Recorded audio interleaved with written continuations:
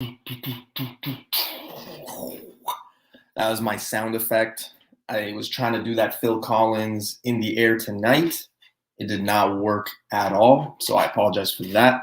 What's going on, everybody? Happy Tuesday. Happy New Comic Book Day Eve. Yes, Eve. Write it down. Trademark it. Your boy Newbie. That's what I call Tuesday. Today we got a fun show for you. Hottest comics of March 2021. I figure I'd say that just so we don't have somebody trolling being like, is it March 2021 or March, whenever. So we'll be talking about the hottest comics of March 2021. Guys, I got two really cool guests joining me. It's about goddamn time, is what I told them. So I'm excited to introduce them. But as you guys know, I got my little family here. I got to introduce first. First up, we've got Mr. Blue Pill, Mr. I'm Always on Time, Mr. current TV champion, Mr. Hyper Combo Comics. What's up, man? Nothing much, man. And it's Red Pill. I gotta keep telling you it's Red Pill, but it's all right. Stop wearing blue. At least you got the on-time part correct, so thank you. I appreciate it. So that's like, what, 3 weeks in a row? You are basically almost 12 minutes early every time. I mean, I wasn't being that anal and counting, but I guess you are. I'm good with numbers. All right. That leads me to this next thing, because you coming in early usually gets this next guest a little peeved. He kind of trolls you about the time, but it is no other than Mr. Information, the man, the myth, the legend. Face, what's up, man? I mean, if I can't get him from being late, it's still going to be Blue Pill forever. It's true. Yeah, it's true. But you know what? He always wears blue, and it kind of throws me off. And I think subconsciously, I'm just always gonna say Blue Pill. So wait, hold up. Last week, I wore a black hoodie. Listen, last week. You know what? We've got too many guests in today, so you know what? Moving on. Okay, we get it. You're the TV champ. Hear me You're the roll. World champ. We get the world champ. You're damn right. You're damn right. A lot of big heads right now.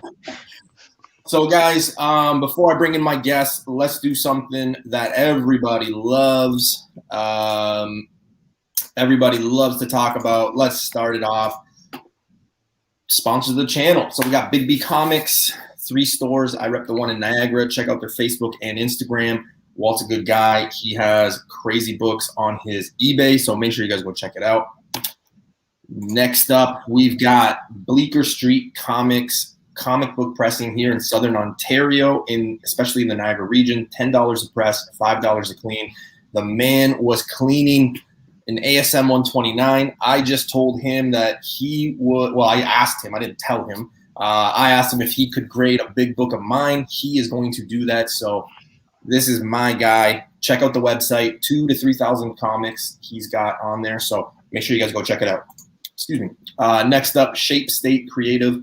Check out and go talk to my buddy Derek. That's the information that you need. If you need a logo, intro, song, whatever, he's got you taken care of.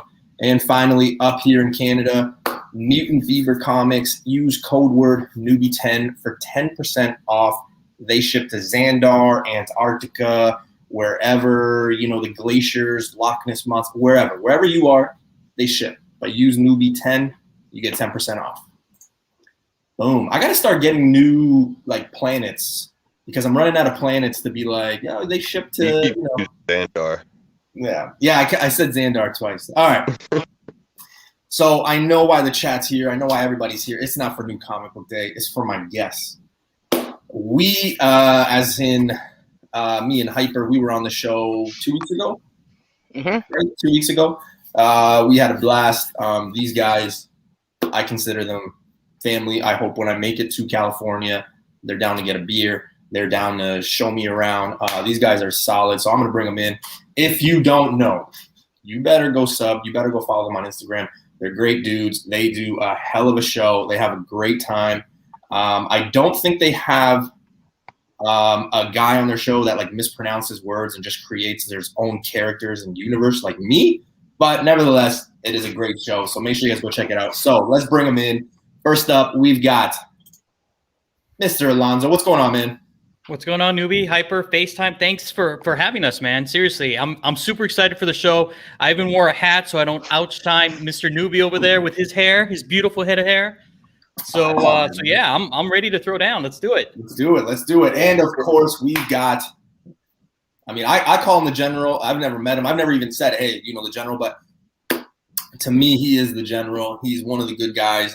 We talk nonstop. And ever since we've been on this show, I've been trying to promote what you guys got going on more so than before. But let's bring him in, Mr. Hood Rat. What's going on, brother?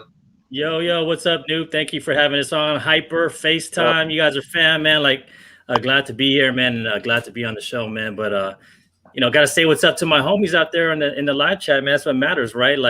Fam, Sith, Lordy, Lady Sith, our boy over there, Hip Hops and me, man. Steve's out there, man, and all the other homies like Mama Lucy, man, and Comic Forge, and all the homies out there, man. We appreciate you coming through, man. So I appreciate you guys too, man. Yeah, thank you, man. Yeah, that's what makes it great, man, is the community. Everybody comes together, everybody chills, everybody hangs out, and we have a hell of a time. I was saying to my guys, sometimes I wish those backstages were just the actual show, because even when the shows are over, we just have a great time. Even when we're, just going back and forth, me and Ian having conversations and stuff, this conversation or this community rather is always on point. It's always friendly. We've talked about multiple things outside of comics, all of us, and that's what it's about, right? So, yeah, I'm excited to have you guys. So welcome, finally. I'll tell you guys right now, so you guys can never say newbie. You guys have an open door policy to this show. You guys ever want to come back, you let me know. Anytime, any show, it's on, all right? Yo, man, thank you, man. We appreciate it, bro. Yes, of course. And I do want to apologize, but I was out in the sun. I was working outside today, and I'm burnt to shit. I don't know how, because my olive skin shouldn't burn, but yeah, it burned, man. I don't know. But your hair looks good. That matters, bro. That's your hair. It's never out of whack, bro. It just looks olive skin. My olive skin. Okay, that's. I try. So yeah, so we got a lot of guys. Guy Forge, Comic Dude, Lady Sith Lordy himself on Spine Ticks, guys. You know where to find him. Tomorrow is the PSA Tendencies show. I think Hyper, I always ask you, but it's 3 p.m. Eastern time? Usually it's 3 p.m. Eastern and 6 p.m. Oh, sorry, my bad. It's the other way around. 3 p.m. Pacific, and I think it's 6 p.m. Eastern. But I know that I don't think they had one last week, but I could be wrong. Sid might have to correct me in the chat. Okay. So so Uncle Sid just let us know. Yeah, Spine Ticks. If you haven't heard, they do their card stuff on Wednesdays, and then Saturday I don't know if they try to just go for world records on shows, but if you got 7 to 8 hours to talk comics, that is the show for you. Yeah. I had a great time, man. I had a great time, but it's crazy. Sometimes I'll wake up for work in the morning, and they're just finishing it. I'm like, how did this happen? Marathon? I keep you forgot, man. They have women in hot tubs and stuff on there, bro. It's crazy. It's true. It's true, man. We are lacking over here. We're lacking on the newbie side. So yeah. There's a lot of people on the chat. Doc J, if I missed you guys, I apologize. But you know how it is. We bring you guys up. Anytime we see you, we shout you out.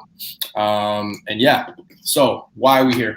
We're gonna be talking about the hottest comics of March. Again, guys, in the chat, at the end of the show, if you guys have any books that you guys think we missed, in the backstage area, we had a book that Alonzo brought up. We forgot about it, so we'll definitely talk about that.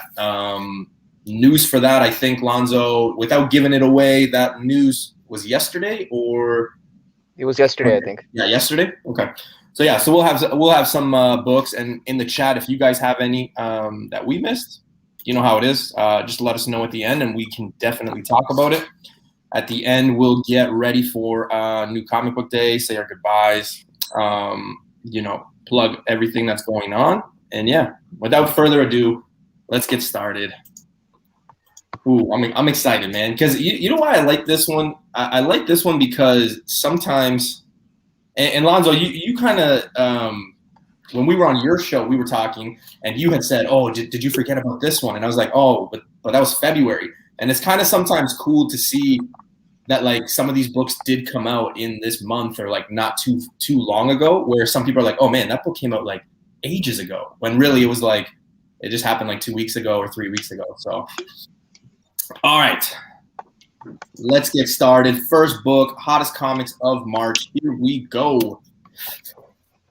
Oh man, boom.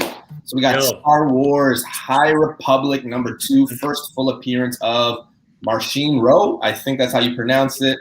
Big villain. The question that a lot of people had, like most books, is should I stack it? Should I not? Raw copies selling that cover 3 days later. I just checked a few days ago. It's still going for cover. I was able to get 3 copies myself, thinking that this would have big implications later on. This whole Star Wars High Republic thing, I think, has a later, like a long-term flip, or if you're looking for a gain. I don't think it's short-term stuff. But yeah, so I got 3 copies. Again, I'm not the biggest Star Wars fan, so I didn't believe in stacking the book, but I know people who were posting and who were messaging me personally saying, Newbie, you better stack this book. I had a guy take a picture of a thing like this. I think he had like 40 copies of it. It just got out of hand. I hope he got the 1 out of 10 though, man. I hope he got that ratio cover for that stack, you know? Yeah. I think Hyper got that. Hyper, did you not get the 1 in 10? Yeah. Only because I found out that the first 5 issues are going to be a connecting cover for the 1 in 10s, and I'm a sucker for a connecting set, so I'm actually getting all the 1 in 10s, at least up until issue 5. Do you guys know if the ratio cover, is that selling for ratio, or is it a little bit higher? Last time I checked, I think the ratio was about, well, in Canadian it's like 15, so I guess in the US it would be like probably, sorry, no, in Canadian it was like 20, so in the US it would be like 15 or so. So it's slightly above ratio, nothing too crazy at the moment. Yeah. But I can actually see those ratio covers going up in value, especially for Star Wars High Republic. I mean, it's probably #2s have historically been under ordered because everybody buys issue 1. So I would assume that ratio cover is probably the best long-term like investment or flip. Would you guys say that happens with like a lot of these newer Star Wars books? Because like, let's remember last month, right? Last month we had the that Yoda cover, that one, and that was like super hot. But then if you go look at it right now, I mean, it's back, it's dropped down, it's not as hot. But again, it is a solid cover. It is a cool cover of Yoda. I'm just curious to see where you guys see these, because I'm seeing every time these Star Wars books come out, like most books, right? They're hot the Wednesday, Thursday, Friday, Saturday, and then it kind of drops a little bit. You know, those Star Wars covers are like, they're seriously quick flips.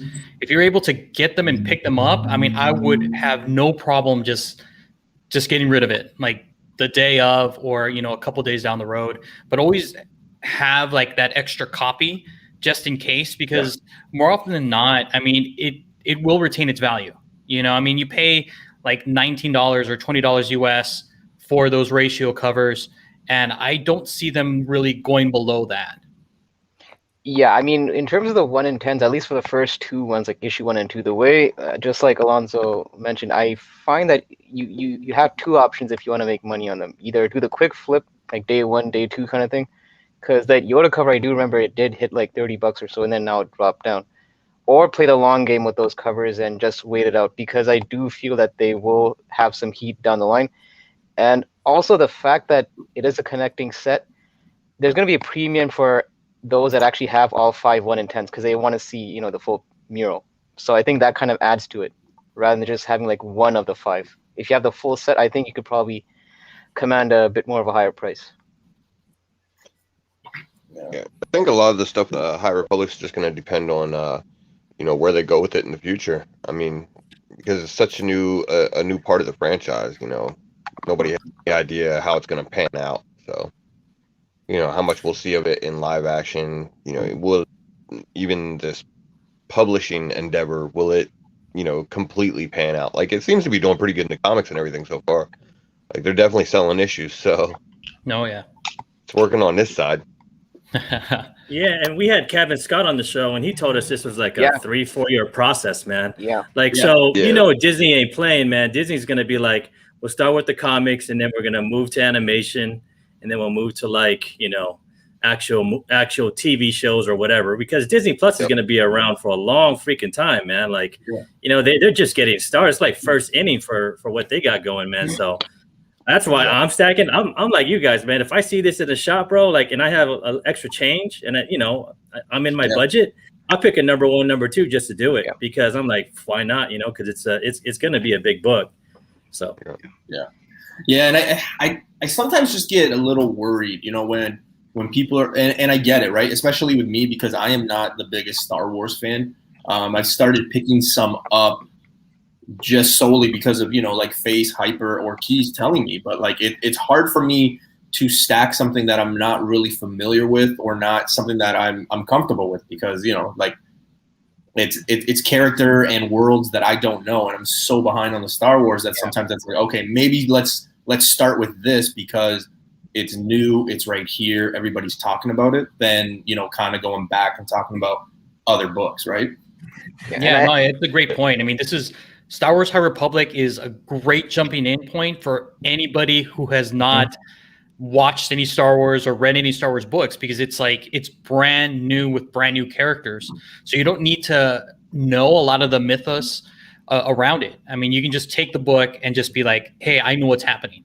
Yeah, and I know sometimes what people do, especially if they're just buying a series just for the spec site, they might go heavy on issue 1 and then they might just not order the other issues. I told the people that are into this series, stick it out at least till the first or second arc because they're not just going to dump all their characters in the first issue. It's going to be rolled out over several arcs. So it might not be a bad idea to stick around and you also know that Disney has a hand in these books.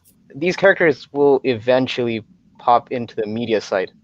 And not just stick to just the publication. So for that reason, that's why I find this is more of a longer term play. Well, speaking of that, let's go on to the next book because Alonzo actually touched on it. But we've got Star Wars High Republic number 2, the 1 in 10.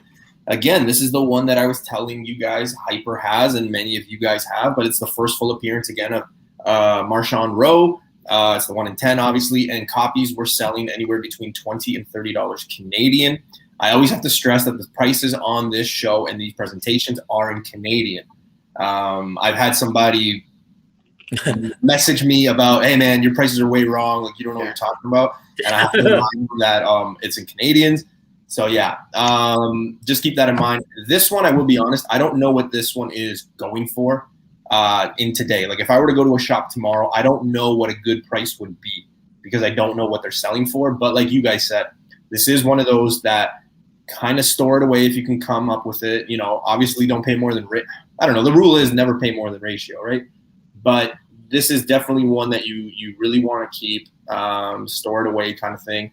I wasn't lucky to get one, but I, like I said, I know Hyper has one. It seems like Alonzo, Ian, I know Face has it because Face gets all of them. But this one is definitely one that a lot of people were grabbing towards. And again, it goes back to that Yoda cover, right? Like that one, this one, they're pretty popular. It seems to be one that a lot of people got. So we'll see.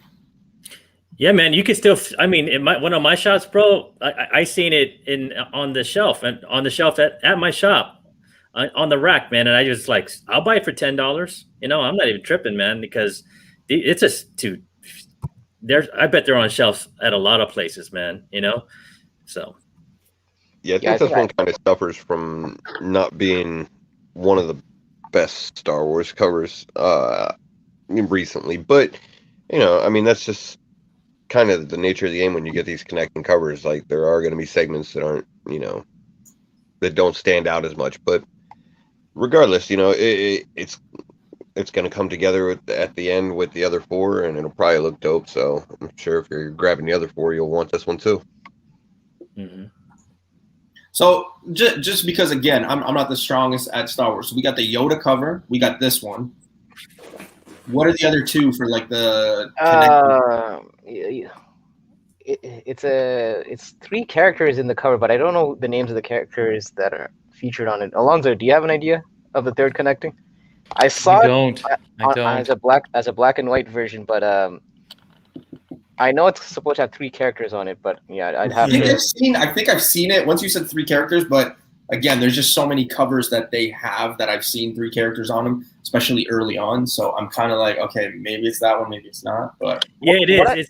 The third one has 3 characters, man, on it. I think it's like let me see here, because I had it down. Yeah, it's a variant. It's a 1 in 10 variant cover, and has 3 characters on it. It has the first 3 people that first 3 characters on the first one. I think it's Lula, Talisola, Zine, and Krex, and Torben, aka Buckets of Blood, and those 3 guys. Yeah, so it's pretty.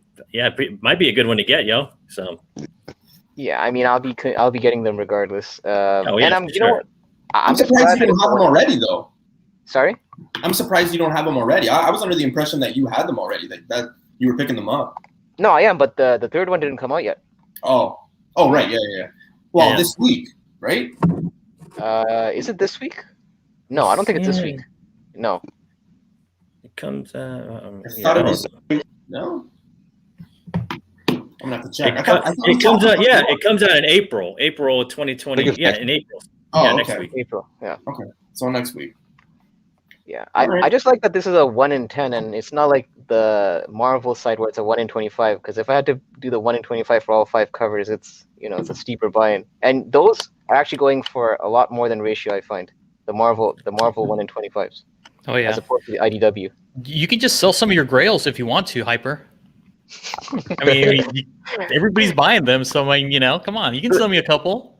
Listen, just like Newbie, I'm not the biggest Star Wars fan. I'm getting into the series just because I know that it's like from the ground floor, and this is pre-Skywalker era. So I figured this might be a better entry point for someone like me. So, I'm not ready to sell any of my grills just yet. But I've been reading both runs, and I gotta say, man, the IDW one is, and I love Kevin Scott, and it's a good book. Don't get me wrong, the Marvel one, But this is a good story, man. This is I think this is a lot better story, a lot better characters than the ones on Marvel.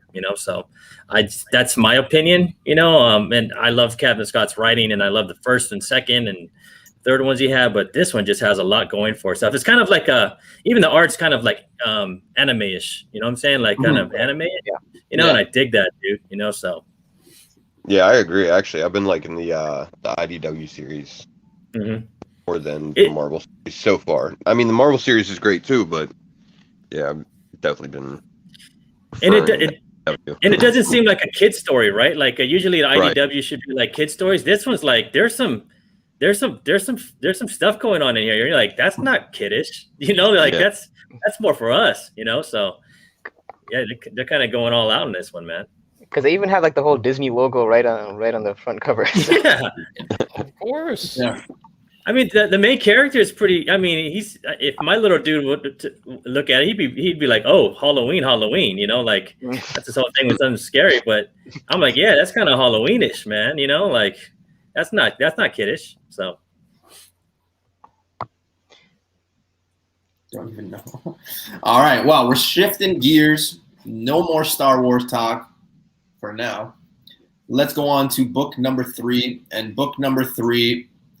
Champions number 1 from 2016. This is the first appearance of the Champions. The raw copies were selling, this is crazy to me. And I'll tell you why.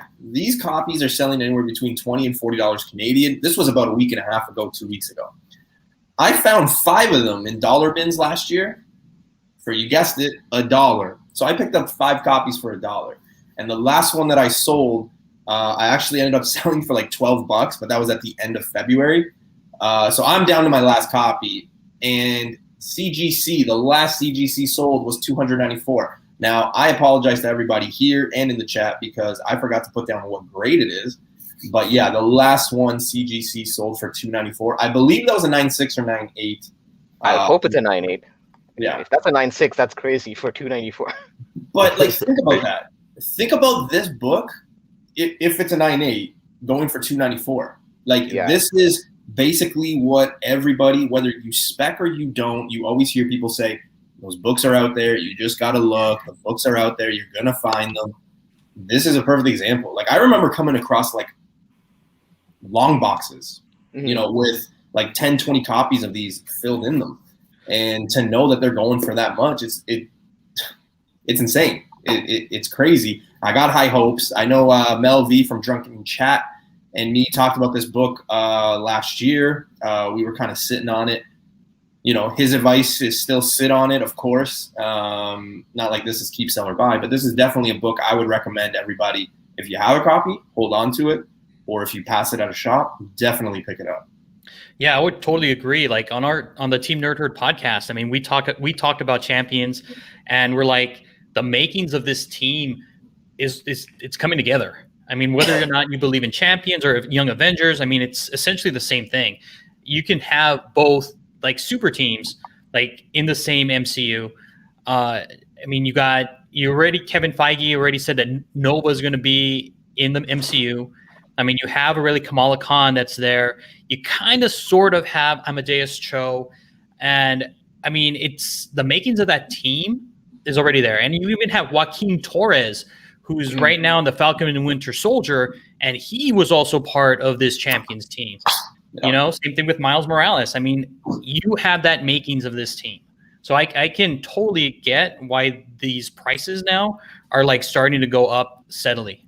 This is the future. This right here is the future. And I kind of made this comment.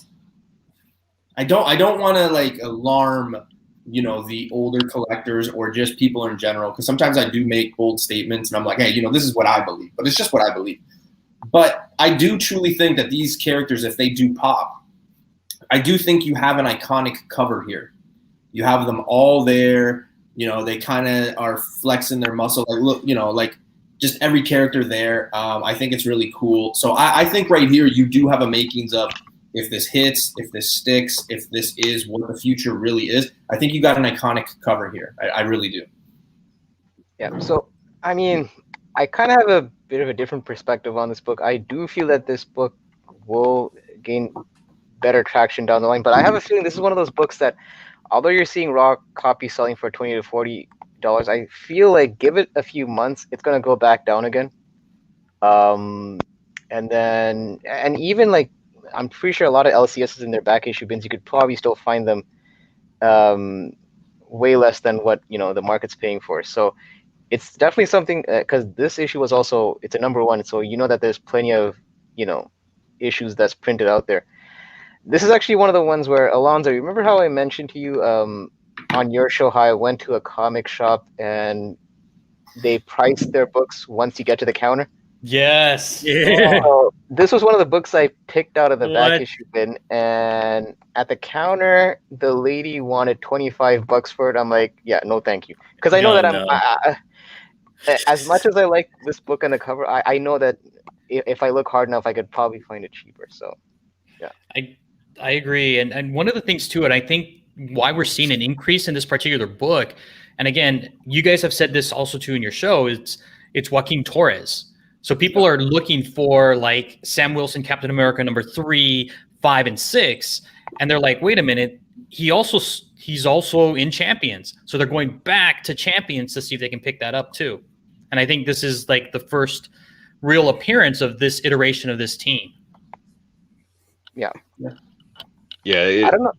Exactly. It's the first iteration of this team, and it's a really popular cast for, the Champions team with all of the, the younger players in Marvel. So, it's very likely that you're going to see them show up in some form or fashion on the media side. Like if you don't see like a full live action series for the Champions, you'll probably do something animated or something, some shit like that. So they're going to be around for a while, and people love them.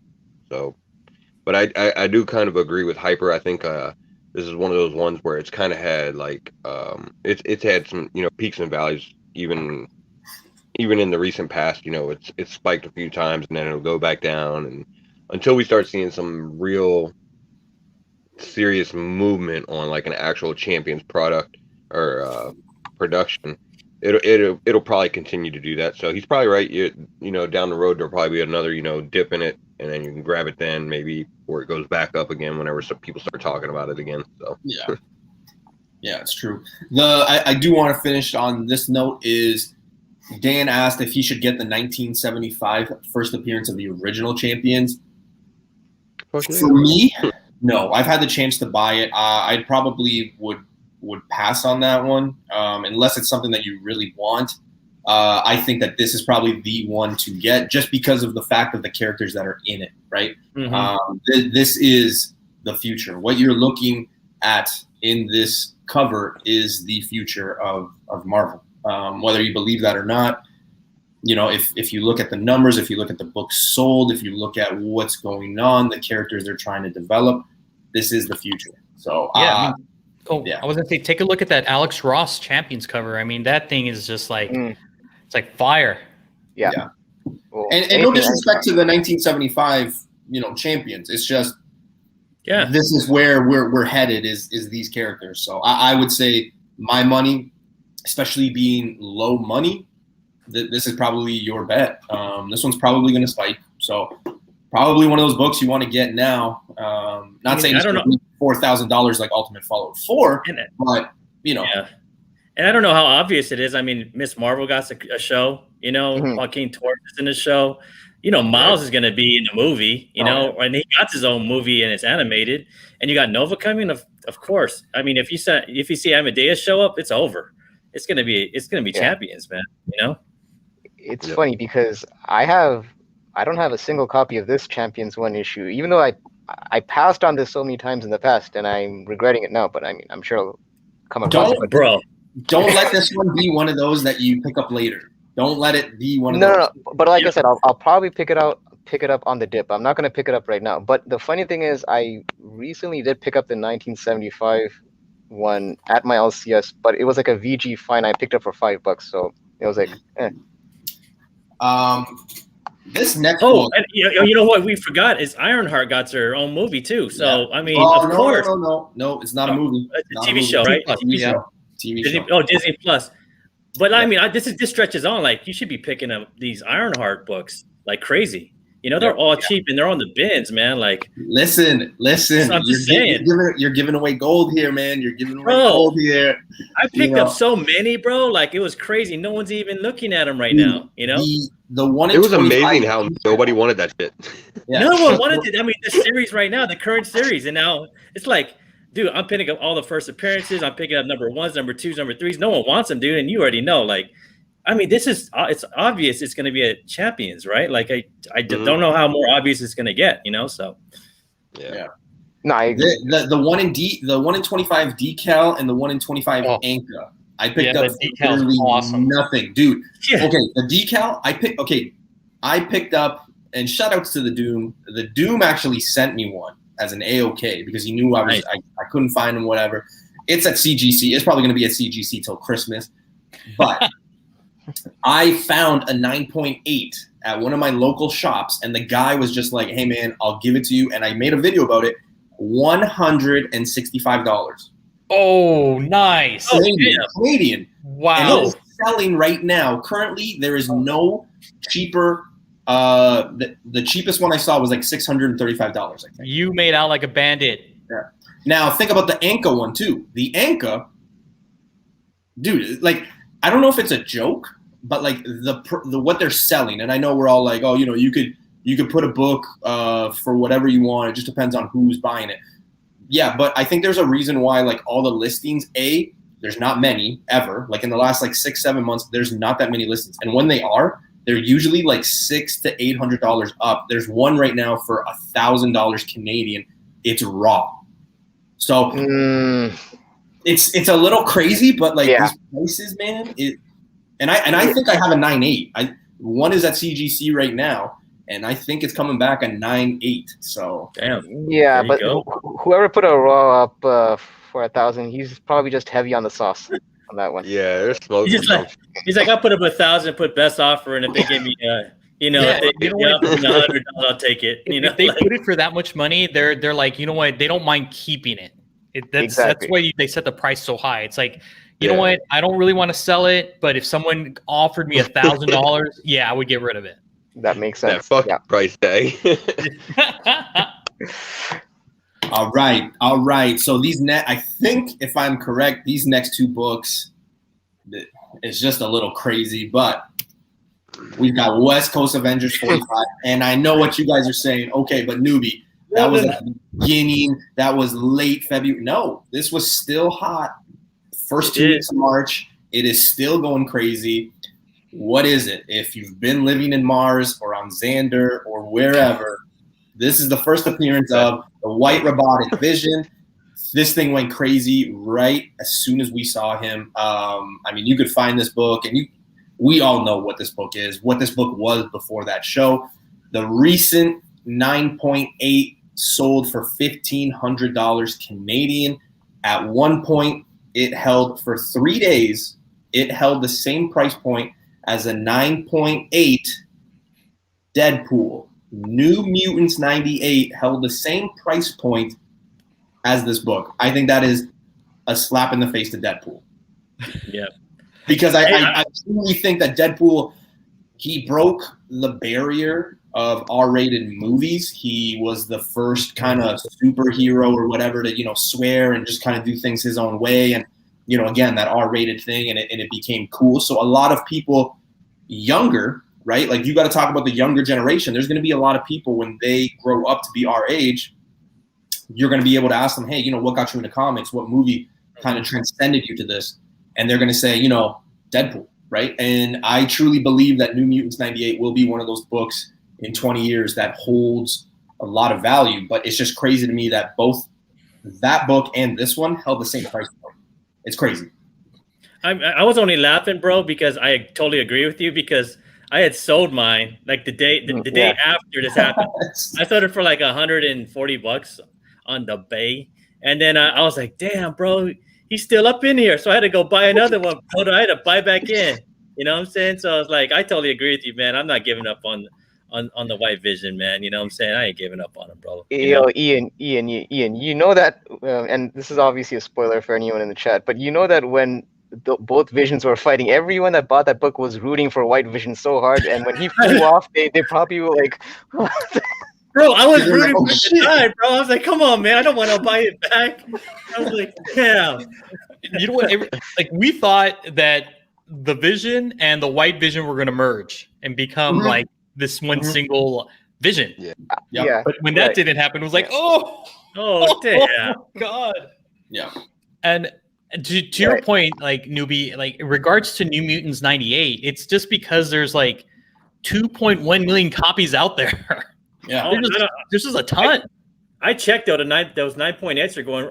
They eclipsed 2K already, man. Because my comic was here, and we were going over my book. If you guys saw my Instagram, I was like, I showed it during dinner, and I was looking because my comic uncle, bro, like he was big into comics between like 85 and 92, and this dude has like a fucking. I'm sorry, I don't want to know if I could cuss here, but he has a box of 98, man. New Mutant 98s, bro, and I'm like, I'm trying to convince him, like, you need to let me press and submit these, like now, and just trying to get his, get him going. But we looked on eBay, and these things are eclipsing 2K, man, 2100, 2200, like crazy. Which is crazy to me because, Face and Hyper, they know, and Keys, like, I don't know if there's a word for it. I guess I'm more conservative with my money. And when you talk about books of that caliber in that price range, I always like to compare. Mm-hmm. So paying $2,000 for that or having an ASM 129 on my wall, ASM 129 looks like the better deal for me, regardless of what could be with this. There's just not that much that I believe in the character that would make me say, you know what? Yeah, I'm going to put $2,000 down on this. Like, people are afraid to put $2,000 down on like a Hulk 181, like super low grade, or a Hulk 180. Like I'd still put my money in a Hulk 181 over this, an Uncanny X-Men 266 over this, X-Men Annual 14 over. Like it's just, I always do that comparison, and that's what it is. It's just my opinion, but my crazy ass, bro. Like I just imagine, I was like, I just want to have a series of White Vision of him finding himself and him storing his royal oats, bro. Like he just flying around the TJ, bro, going to strip clubs and it's like trying to figure out himself, and like I don't know, what is he doing out there, bro? What is he doing out there? You know what I'm saying? He's starting a family, the Visions. Do you want to? Yeah. So what is the Tom King run the next thing that people are gonna be going after next? I mean, take a look at the books. Take a look at those books, those sold Vision from Tom King. I mean, seriously. Something's going on. They talk about like the ones that got away, like even during the show, like prior to White Vision showing up, my LCS had the entire West Coast Avengers set, like the whole entire set, for $200 Canadian. $200 Canadian. So that included this issue, and among that issue, the other issues like when the Dark Wanda and all that, $200. And then obviously that got picked up real quick. You don't want to pick up. Out, bro. Steve. Well, let's stick with WandaVision, guys. Let's stick with WandaVision for a sec, because again, this book creeped into March as being one of the hottest books. A lot of people are hoarding it now because technically we didn't see the end of this character. Mm-hmm. You know how people are when shows and movies happen. They read between the lines and they just make up, like, it's just ridiculous. But the fact that this character said, I will put you here because then I know where to find you, still leaves room for this book to be hot in the future, but it still had some heat in March. We're talking Fantastic Four. Damn. 94. We're talking about the first appearance of Agatha. The show's popping it off. Could have a future in the magical world. This is a long-term play. I want the dip on this, bro. I want the dip. Yeah, and there will be a dip.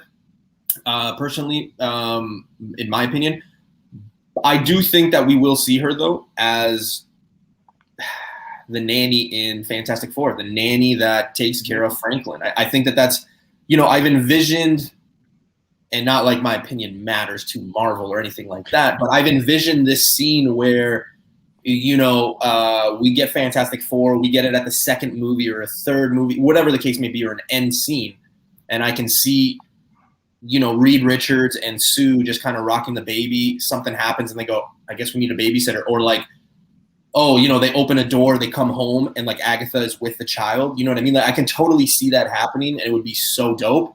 Which the second that happens, this book is going to spike once again. Remind you, 8 months ago, before this show, raw copies of this book were going for $10, $25. I don't even have to check eBay because I know I'm a Fantastic Four fan.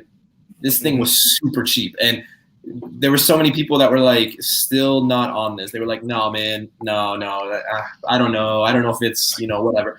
And you saw it even when the show was going on. This thing didn't spike until like, what, the third last episode? Mm-hmm. Yeah, like fifth episode or fourth or something like that. You know what? I would rather put my money in this book than the White Vision. Yeah. Like, I would just hands down, because like the actress that played Agatha or Agnes, she killed it, and she's gonna come back in Doctor Strange in the multiverse. Yeah, because I mean, to your point, Alonzo, like whatever plans they would have had with Agatha, I think Marvel knows the traction that the actress and the character got with the fans of the show, and whatever plans they had, I'm pretty sure they're gonna probably widen her role in the future of the MCU, whether it be with Doctor Strange or Fantastic Four, or whichever spot she ends up landing on in the MCU. Yeah, and that killer song, I mean, that little earwig that people kept saying, I mean, it's it just made her character that more like ingrained into people. Yeah, 100%. Yeah. She was a highlight of the show, bro. She was the highlight, Actually, I told Face it was funny because me and Face were talking about her as an actress, and my girlfriend was actually watching. What was she watching? Oh, she was watching Parks and Rec, and there's an episode where she is like, or there's a few episodes where she's in it, and she's just like this like drunken like executive, and she's like running for office or helping somebody run for office, or and it was just hilarious because I was like, oh shit, like this moved quick, like look how hot she's become already. And then my girlfriend's like, no, this is from like season 1. This was like 7 years ago, and I was like, oh wow. If you've ever seen Bad Moms, you should watch it. Damn. It's hilarious. Yeah. Oh my, and she kills it. Every scene she's in, it's like, oh my god. Yeah, and the thing is, when I was watching WandaVision, I was also starting to watch Brooklyn Nine-Nine, even though I'm like a few years or decades behind on that show. And she's actually in that sitcom as well. I think she plays like the ex-wife of one of the cops. But yeah, so it was a bit of a deja vu. Yeah, I mean, I'd watch another movie she's in, man. I'm a fan of that actress. Yeah, she's cool. Sure. Face, where are you on this book, brother? I mean, you own it. First of all, hold on. You own this book, do you not? Yeah. Yeah. But I owned it well before any of the Vision stuff came up or anything. I've had it for a few years. It's a good book to have in your collection. Like you said, there's probably going to be, it's probably going to dip down a little bit here soon, and then whenever we see her again, it'll come back up. For hopefully whenever they bring her back, she'll have a decent role. I think if they were going to bring her back, like you said, is like Fantastic Four. Man, that just seems like it'd be like kind of like a spot cameo type of role. So I think I'd rather see her come back for like Doctor Strange, where she might actually have like a villain type role, or even like a mentor to Wanda or something like that. Yeah. Hopefully get a little more use out of her, but yeah, you guys got to remember, right? Like Marvel does these things like they're so ahead of the curve. Like they already know. Like they don't need us or anybody to be like, like they put Agatha and they gave her these powers and everything they did. They know what's going to happen. They trust. They're not just going to put her in this show, see the success that the character had, and then just go away with it or not, revisit it or anything like that. And what does our community do most? There's FOMO, and then there's the second something pops, we're after a book, right? So like if, for example, this weekend we hear, Agatha's going to be in what's the next Black Widow. You know how many people are going to start selling this thing for like crazy amount? Like that's just what we do. That's just what the community does. But look at what happened to Truth. Black Widow. Look what happened to Truth. Like one day, bro. Yeah. It's crazy, right? And Alonzo been preaching that stuff for like a year already. Yeah, and I was going to say Mel V, like all those guys. We've talked about that book like months ago. Like not even in the year 2021, man. And now we're like, it's crazy. It's a thing. It's okay. Yeah, we like people knew, man. People already tried. Yeah, I mean, all of our shows have tried. We tried to say, go buy that Truth for $20. Like Alonzo was telling us every time. No, man. Well, it's like what Tebow said in Lords of the Long Box. How sometimes like you have a segment of the community where it's like seeing is believing kind of thing. Even though like you have a lot of hints pointing to a character showing up, until you actually see them on screen, that's when you'll be like, okay, she's actually coming. But until then, it's almost, I know that's exactly the point. At that point, that's how you see these people on eBay paying like, 10 times the cover price of certain books when they could have got it like a few weeks ahead of time. So. Yeah, man. Well, switching gears from WandaVision, because let's face it, it's old news. In our community, it's old news after like an afternoon, right? So let's switch gears here. Next book on our list is something everybody's chasing.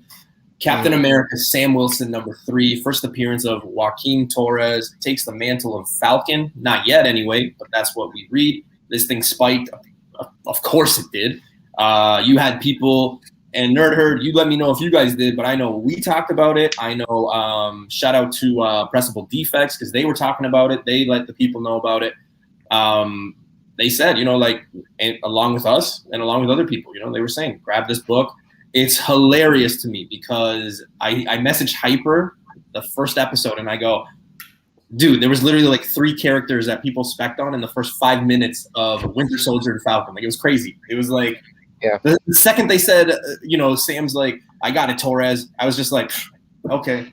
And for fun, I went on eBay to see what the book was going for. And it was already like spiked from like the night before. It's crazy. during the show, of course, if you haven't seen it, we're 2 episodes in. He's a recurring, character. He's helping Sam and Bucky out. The last time we saw him, he was on the plane. So he is going on this journey with them, which leads me to think that, he's probably going to take the mantle. I also do believe that the leaked toys that have, Sam Wilson as Captain America make me think, okay, you know what, maybe that's another key thing to look into. But yeah, this book spiked, of course. And it's funny because I've told Hyper Face, it's crazy to me how this show is going on right now in our lives. Everybody's just dying for Friday. Like if you ask comic people, you're waiting for Friday morning. Or at the West Coast, I mean, you guys get at midnight. We get at 3 a.m. But like people are specking on this, and it's crazy. I've never seen specking this way because it literally goes week to week, and the prices of books just go up and down like the stock market, and it's crazy because you would think we already are in the Captain or Falcon and Winter Soldier thing. So like from the outside, you would think, okay, you're late to the party. You're late. Like, why spec on this? Because if you haven't picked up the books already, you're already late. But it's crazy because what we saw from WandaVision is happening now. It's week to week. Like, it's crazy. Yeah, I mean, don't even just start buying stuff for Loki. Start buying stuff for Young Avengers. Stop buying books for all Armored Wars, all that stuff. Like it's done already. And to Alonzo's credit, man, I posted this. Alonzo did this whole little thing for us. This whole slide on the show, and he put all these books up on there, and I put it on my Instagram, just like, yo, Alonzo got it, man, and you're just too late, man. It's like let's move on to them other shows we know is coming, man. I've been telling people to go for, and I know it's repetitive because people know, but like even Loki, I think even Loki, you're kind of late because the people that are already collected everything, Falcon and Winter Soldier are already on that. I've been telling people, dude, check the list twice. Go check all the Moon Knight stuff. Check She-Hulk. Moon Knight, yep. Like you got to start checking where no one's looking, man. No one is looking at those properties right now outside of like number 1 or the first appearance, right? So you got to start looking at other ones because of the fact. Look at what WandaVision did. Look what this show's doing. It's going to happen. It's going to have a trickle effect on all of them. Oh, no, She-Hulk number 1s they're a buy right now. Like it's and just think when it comes out though. It's I know, bro. Look what happened to this book, and look what happened to Truth. Like all these books, man. Like it's anything with Joaquin Torres is insane now. I couldn't buy it, man. And you're on it, noob. Like just start buying all these other books from these shows while everybody's looking at this show. Yeah. And the thing is, okay. If you're a fan of, I was gonna say, if you're a fan of Joaquin Torres, like if you claim that you are, you would have bought this book anyways a while ago. Like and also if you were doing it from a spec side, again, you would have bought it a while ago because you would have kind of connected the dots. And sometimes people play this game where nowadays with these Disney Plus shows, because like Newbie said, it's week to week, they'll have their eBay page, ready to go, and then they'll watch the episode. I kind of find at that point you're kind of playing a losing battle because, just like how LCSs now are equipped with the apps to know, which books are hot, you got to know like eBay sellers are also kind of paying attention to these shows. Because, I mean, the one off chance that you might get the issue like below, market value, a lot of the times, by the time you watch the show and you're on eBay, those prices are already at, a value higher than where it should be. Yep. So one of the things, and I'm giving things away here, and you and Newbie, Hyper, Ian, you guys, and Face, you guys already know, but look at the castings, look at the rumors, because those help you out to figure out who's going to be appearing as what. I mean, when this actor was announced that say, oh, he's in the show, I mean, you kind of figured, okay, one, he's young and he's Latino. What is he going to do or be in Falcon Winter Soldier? I mean, you just have to put those 2 and 2 together, and you're like, you know what? Joaquin Torres, he's going to be the next Falcon. It's really that simple. You got to just look at the casting and then, use your comic book knowledge, and you'll figure it out. And actually, Alonzo, it's funny you should mention that because prior to the show, I think I messaged the guys about how, just like what you said, I was looking at the casting, and there was, I believe, a Japanese cast member that was cast on that show that I think is she was the one I think that was bartending when Bucky was. We were trying to speculate who this character might be because also she was kind of unnamed. So like I think, just to go off topic, I think we were thinking that she might be Jolt from Thunderbolts. So you never know, bro. It's like yeah, you never know, but it's like one of those things where you start, that speculation wheel starts running in your head when you start seeing like, these names and all that in the casting list, especially when they don't have a role attached to them yet.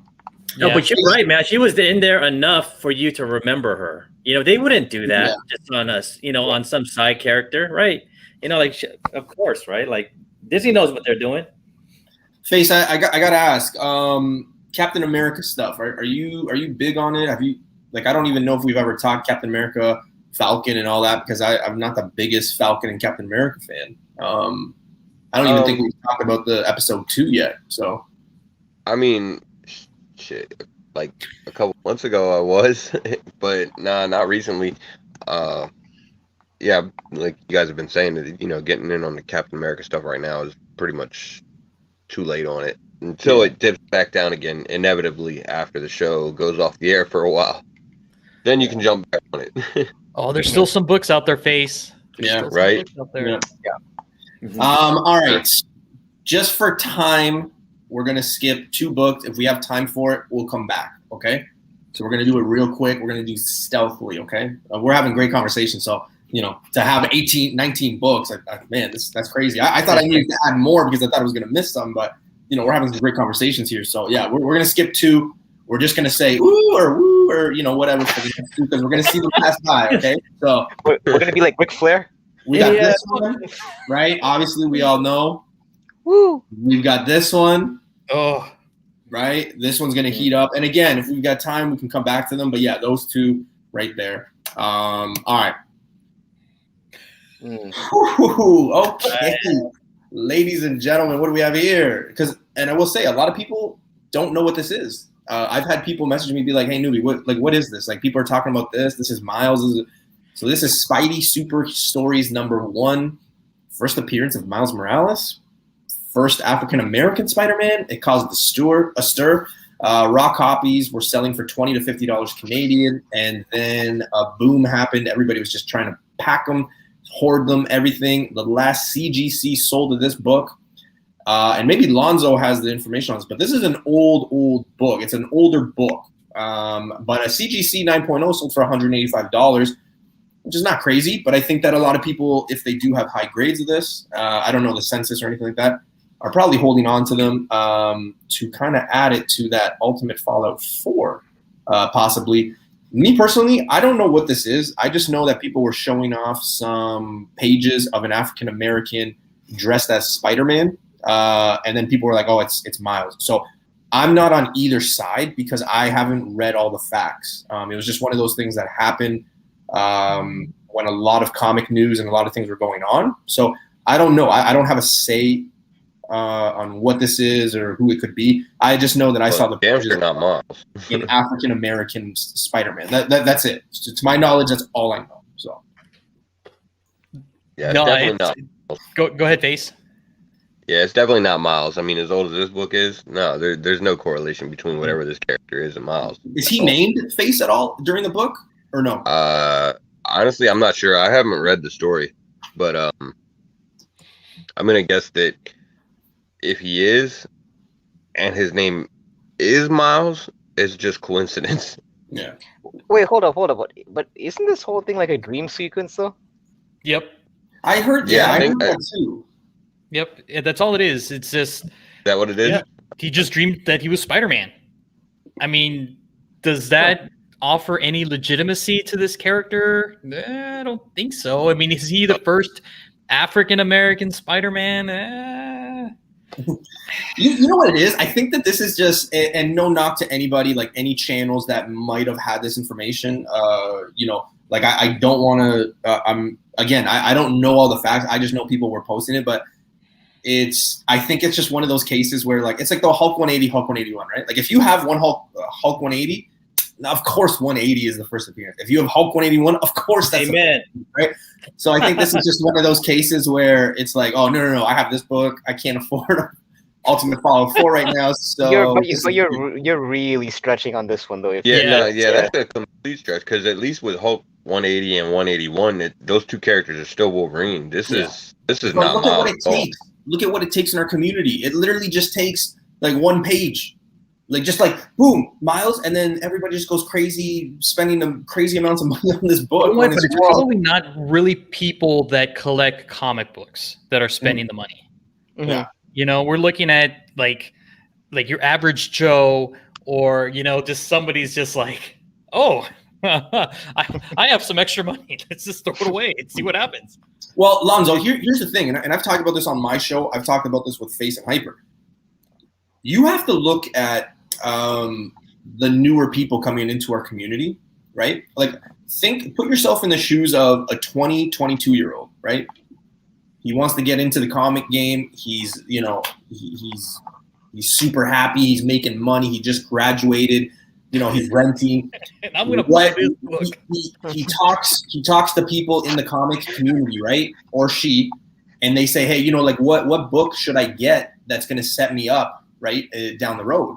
And then they're going to talk to people like us who have been reading and collecting and specking and things like that. And what are we going to say? Well, if you want a for sure thing, you want Ultimate Fallout 4, you want X-Men 1, you want Hulk 181, you want Giant Size X-Men. So what does that do for those prices? These people are coming into the price point so high already that of course it's going to drive the price up, right? Because no one's saying, oh yeah, grab Champions 1. Oh yeah, grab these lower books. So of course these people are getting in with super high prices, and it's just going to continue to grow. It's going to go up.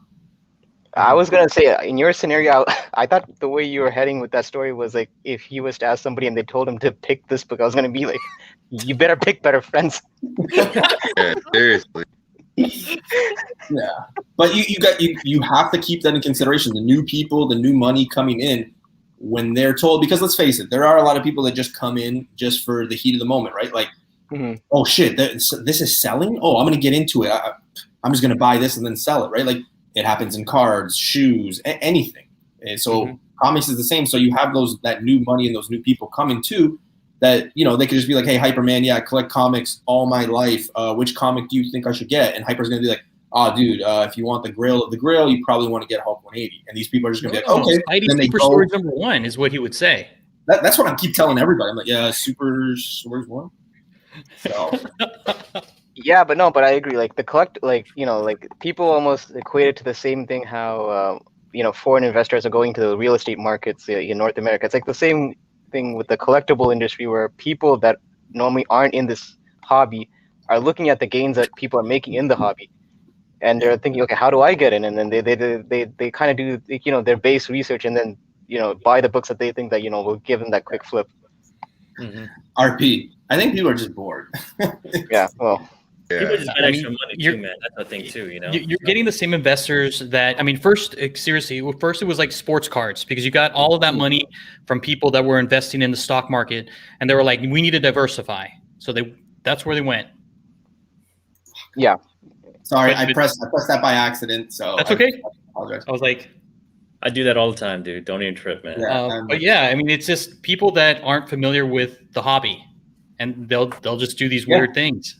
And it happens all the time, man. A lot of people get into it. Like, I'm guilty of it. I've asked Sith, I'm like, hey, man, what's the card I should get? Like, if I get into cards, what's the card to get? So it happens all the time. I'm guilty of it too. All right. This one, I think Hyper and maybe Face. I think Face picked it up, but I know Hyper was very big on this new comic book one. This one, no. No? Was it Face? This one per store, I wasn't touching it just based on the price. Okay, so I'll volunteer, and I'll say I got it. Go off. So I don't know too much about it because Harley and DC aren't my real, my forte. But yeah, you got this cover. Amando variant. Raw copies were selling anywhere between $98 and $125 Canadian. It is the thank you variant, the one per store. I didn't get it. Face, I believe, did get it. No. Whoa. So I think Alonso's the only one that got it. I wouldn't even have. Yeah, I wouldn't even have wanted to go after this one. You can get the same cover with a different background for $5. Purple, yeah, for $5. So fuck this cover. Wait, Alonso, I'm just curious. Did you pay anywhere near what the market? Okay, I figured. I figured you didn't. Yeah, hell no, $98. That's crazy. Yeah, but it's like Amano has a hardcore following, and you have your Harley Quinn fans, and a lot of them are completionists. They're gonna want this cover. I'm good with the pink or purple background. Like, I'll save my $95. But here's my thing though. I've seen a lot of these one per stores, especially on the DC side. They have a huge spike, and then they fizzle out in like the coming months. I see the same thing happening with this cover. It's possible. It's definitely possible. Which is why you do the quick flip, or you have multiple copies. You sell one, you keep the other one. Yeah. That way you make your money back. So that way you'll feel like, okay, I got this extra book here, and it's basically at cost or free. And right. Whatever happens, like at least I still have that one copy. Mm-hmm. But I'm with Face. I would be okay if it was something just to get that, that other cover, that purple one. There's no way in hell I'm paying $125 for this. Again, playing that comparison game. Yeah. No. Yeah. Yeah, that's one of the things. And I've said it before with DC, and I hate that they do that. They've done it on like the reprints where they'll just do a fucking recolor, and it's. Yeah. Man, come on. At least, like give me a different cover or whatever. If I hadn't been able to get this cover on a regular variant, then I might have considered it because, my girlfriend's very into Harley Quinn. But because we could get this exact cover, yeah, there was no reason to spend all the money. This might be a surprise as the next book. Yeah. Oh my God. Truth, Red, White, Black, #1, first appearance of Isaiah Bradley, Winter Soldier, Falcon Show debut. We also got anybody had talked about this book within the last 2 months. If only. We learned a lot of information. Spoiler alert, if you didn't watch the show, I'm going to give you 5 seconds. 1, 2, 3, 4, 5. But we did learn a lot of information. I will keep it at that. Let's not spoil it because, there are people out there that haven't watched it yet. I know it's Tuesday. You gave a whole countdown to not spoil shit anyway? No, I just wanted to say, there was a lot of information that we did learn about it. And then I was going to spoil it by saying that information, but I just, I feel bad because, You didn't have to even spoil it. You can just say, did you watch the first episode? Did you see the credits? Because it's right there in the credits. Yeah. But when they go to the house, there's a lot of information there that, is kind of learned. And the fact that Bucky withheld some information, it's kind of interesting to see. But yeah, again, raw copies were selling between 100 and 200 Canadian. And the last CGC sold, which I believe was the day of the show on Friday in the 9/8, was $627 Canadian. If you would have told me this book reached $627 Canadian a year ago, I would have laughed at you. Mm-hmm. And I found this in the bids about 6 months ago, man. Yeah. After Alonso told me to buy it, Yeah. I sold my copy. I picked up a copy for like $10 and I sold it for like 30, and I thought, sweet profit, and that's literally what I did. Hey, if you can make money, then you know what, you did all right. Yeah. And this is one of those series where the covers look nice, but I don't know if you guys saw the interior of the series. Not the biggest fan. Yeah. It kind of looks like those Sunday cartoon strips kind of thing. I mean, if it was me, I'd rather be going after that Patriot book, that Young Avengers Patriot book with him on the front, because that was wasn't that Patriot that his nephew? Yeah. That's what I was thinking. Yeah. That's a better spec to me because Disney's looking towards the future, and this might be like maybe kind of one-off in this show. Wait. Is it his nephew or his grandson, the Patriot? It's his grandson. It's supposedly his grandson in the comic. Okay. Yeah, but he is his nephew in there. Yeah, but but they can change it. So in the show was like a nephew or something. Yeah. Okay. Yeah, they're making changes, but the character's still the same. Alonso knows more, but that was his name, right? We actually know the name of that nephew, right? So I think they called him Boy or something like that. Yeah. He went unnamed, but it was like they're related. It's nephew. It's Patriot. Yeah. It's going to be interesting. Winter Soldier is one of my favorite characters. I'm very interested in this show. There's a lot of things that we are learning about each character. You know, like just the fact that Bucky withheld information from Cap. I mean, that is a big deal, right? Because that you have to look into. You have to look at it deeper and like, okay, well, what else did he hide, right? So it's going to be interesting. The next episode, without stealing it, we're going to get a big time name. So, you know, I'm excited. I will say this before we go on to the next book. I will say this. Fuck U.S. agent. Fuck that guy. Like, I can't stand that guy. So I said it on Sunday. I'll say it there. If there's any John Walker fans out there, hey, good for you. Hey, crazy love, you know, respect you. That's your guy, whatever. But fuck that guy, man. Like, it's funny because you're not telling people, but you're recommending to pick up that U.S. agent first appearance, and now you're telling people. I know. Yeah. I don't know. I mean, people, if people want to buy that book, hey, man, go ahead, man. But, you know, I'm looking out here, bro, while some people are just looking right here, you know? I'm looking out there. Oh, fuck. Okay, this one we won't spend a lot of time because we know what's going on. But this is the first appearance of Keanu as basically himself. There are like a zillion covers. The one to get, I think Alonzo was talking about on Team Nerd Herd, was the 1 in 3,906 ratio. That is the big one. Like, nobody's talking about that book.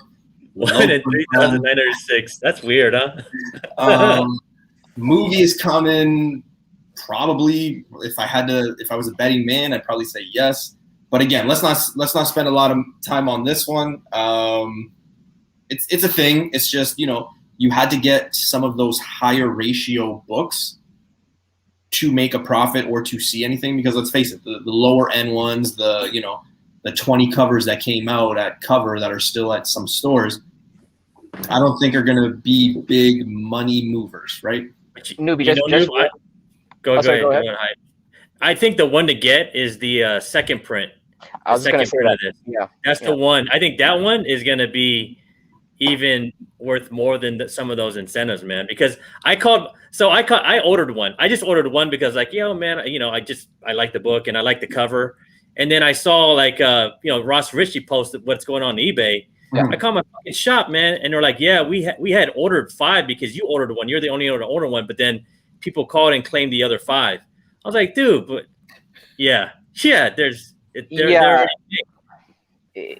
same thing happened to the LCS that I was ordering from online, where, I ordered from 2. One of them, basically, they pretty much posted a statement on their Facebook saying that they don't think they'll be able to fulfill a lot of their FOC orders for that second print. The other one, I have to call tomorrow to see if I'm good for it, because I did call before FOC, but now I'm like fingers crossed hoping that they'll get those copies. Because I'm seeing it pre-sell for like over 100 on eBay right now. It's crazy, man. The second print foil is like nuts. Yeah. You know? It's crazy. Yeah. Face, how many covers do you have of this? Too many. You got the 1 zillion. I knew it. 1 zillion. No, I don't know. I got a couple. I know I like the big ones for me were the foils that came out like this week or whatever.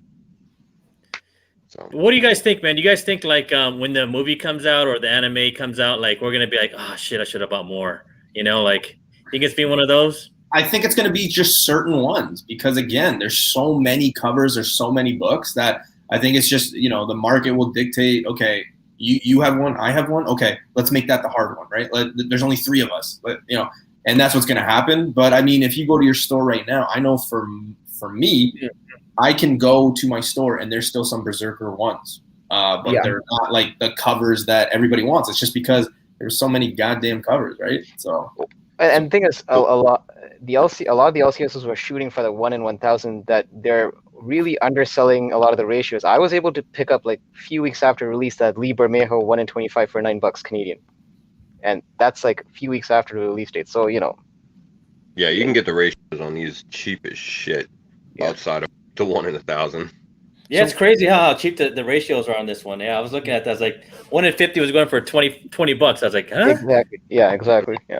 So one of the things that I would recommend then, if, you know, just long term, is look at the sales, and I mean sold on eBay, and see which covers are the ones that people are buying. Yeah. And see which, and then that way you can gauge at the very least like which covers to get going forward. If you see them in your LCS, pick them up. You see them somewhere else that are relatively cheap, just pick them up.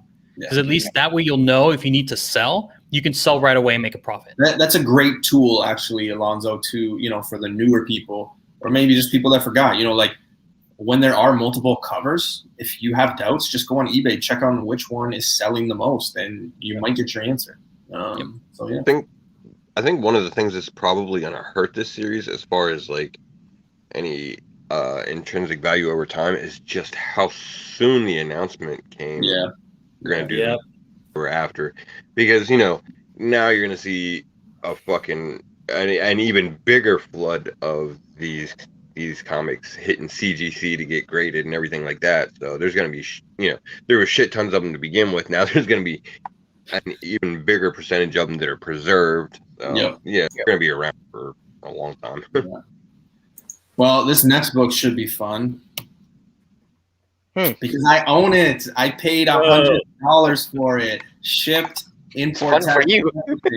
In a 9.8. So what is this? This is the first appearance of Lady Jane. G.I. Joe's is coming in very hot. From what I'm hearing and certain sources, the Hasbro is spending billions with a B on G.I. Joe's, Transformers, and all that. So this is going to be big. If you are watching the market, you are seeing that all these G.I. Joe keys, a lot of keys are selling. This one I lucked out in because I paid $100 for a 9.8. As of March 7th, when the announcement was made that the Amazon show was coming, 9.8s were selling for $537. Like anything, no casting, no trailer, no nothing. What happened? Now a 9.8 is selling, or sold rather, a week later at $350. This is the perfect case of hold on to it, especially if you got it at a really good deal like I did, because once the show comes, Lady Jane, it's probably going to be even more expensive than that $537 that it debuted at. So definitely a book I recommend grabbing if you have. And I would also recommend look at those G.I. Joe books in your dollar bins because, like I always say, they're out there. Yo, man, it's half the battle there, newbie. Yeah, man.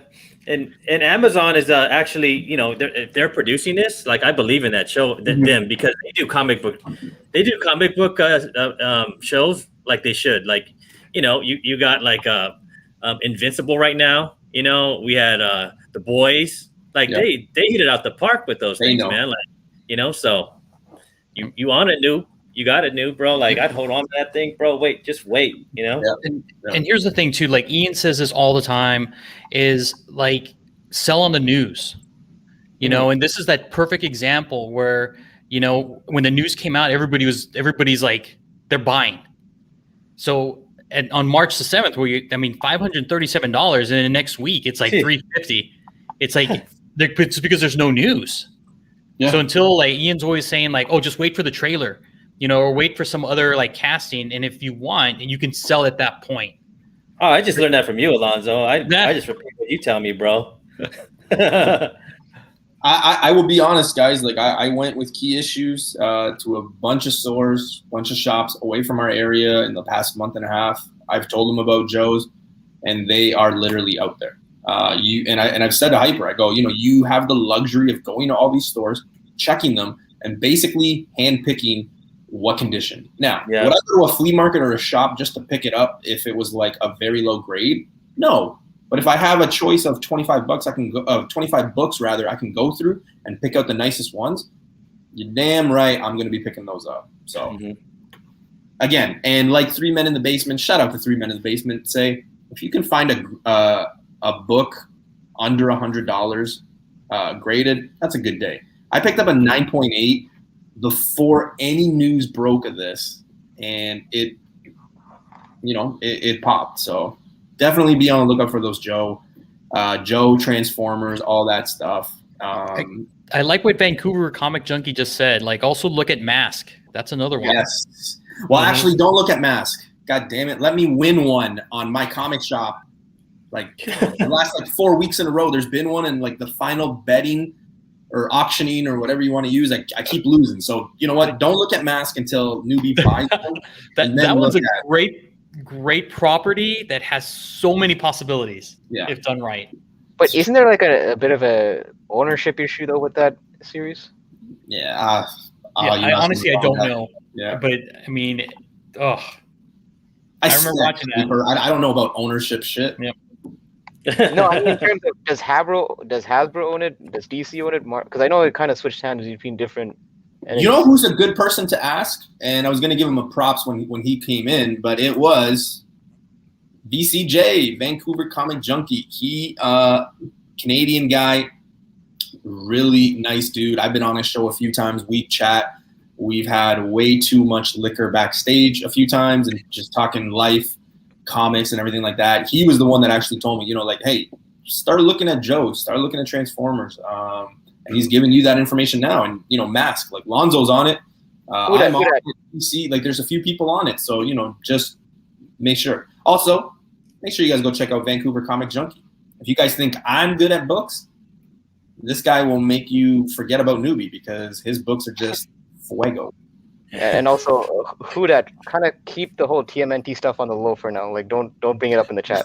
I like that guy. No, just playing. All right. Yes. Hyper, this is all you, man. I got Hyper. I think Face picked one up too, right? Face? What's that? Did you pick that? Did you or your girl pick this up? I think you mentioned. Yeah. Yeah, the only two people I know picked it up is Face and Hyper. So I have nothing to say about this, so they could take it away. Listen, this is why it pays to watch other YouTube content. The night before, I was watching Cover Price Top 10 at Lords of the Long Box. I'll be honest, I never even recognized or seen this series before. Next day, I go to my LCS. I see the same set selling for $10 in the set section. I'm like, oh, this looks familiar. And then sure enough, this was the one that Tivo was talking about in his top 10. So I picked it up and I checked out. So, and then when I went to the counter, the guy was mentioning how, oh yeah, there's a dude that was actually digging the dollar bin section and he found like 2 or 3 of these for like $2 or $1. Wow. So, wow. Yeah, man, this is why like I tell people like, follow guys on IG, follow guys on YouTube, because I know some people might just rely on the app, but sometimes like guys in the communities will post stuff on their on their social media that you'll get that trigger once you hit your LCS and you'll realize, okay, this seems like it has some traction. Otherwise, look, I would have passed on this book had I not seen that episode of Lords of the Long Box. So yeah, I got to give a big shout out to them because I picked this up on that night. And I want to piggyback on Hyper, man. I think IG is a really good place to go look for books because, I mean, even people with no shows got skills, man. So I'm always looking like, why is this book hot?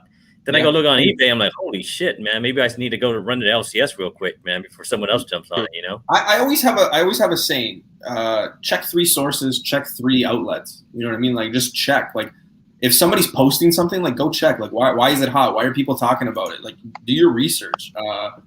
It's like that. I don't know if in the States you guys would get this, or no, maybe in Canada you wouldn't get it. But it's like that old DeVry commercial where the guy's like, "You spend all day on the phone anyway. Why don't you make a call that's going to change your life?" I guess if you did it in 2021 time, it would be like, "Man, you're spending your time on social media anyway. Why don't you check out something that's going to change your life?"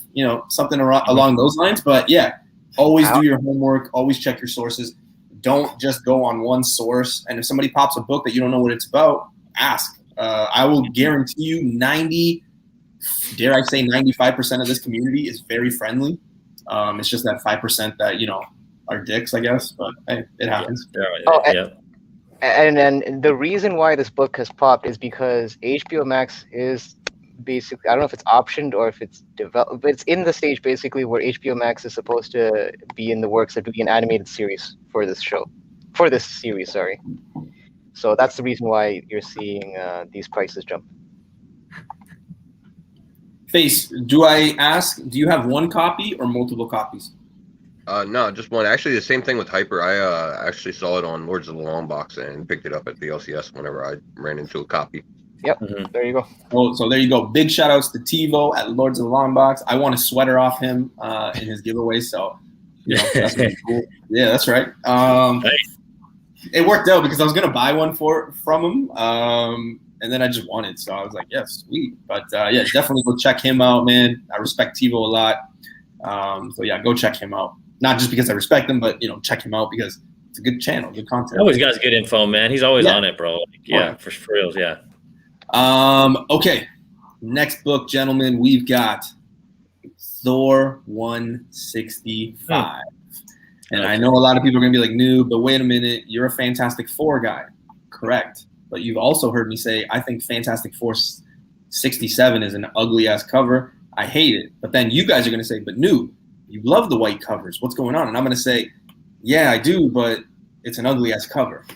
I think this one, by a hair, gets it over Fantastic Four 67. I don't want to get into a battle of this whole Adam Warlock thing because it is confusing. There's 3 possible first appearances that he could be in. This is the one I've chosen, but this book blew the F up. Raw copies were selling anywhere between 200 and 300 Canadian for a 4.0, 5.0. Here's the thing, though. Look at those prices on a 7.5. So I bought mine, which is a 5.0 for $200. Send it off the CGC. It was sold. It's sold, and I don't even have it back yet. Like, somebody bought it off me, and it's sold. But this thing has literally grown almost $300 to $400 out of nowhere. And it's funny because it was all because on the day that they interviewed James Gunn about Guardians of the Galaxy 3, they said, "Hey, is Adam Warlock going to be in it?" He's like, "No, there's no casting."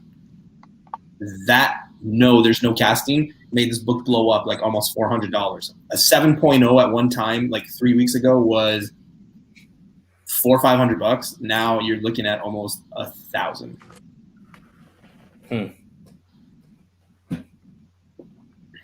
He looks. Somebody knows something. Somebody knows something, man, that we don't know. It happens, man. I had these. I had like 3 1 and 25s, the number 1 Americas, bro, and all of a sudden it was like all gone. I had them on eBay, and it was all gone. I was like, "What?" And I asked Alonzo, I was like, "What happened, bro?"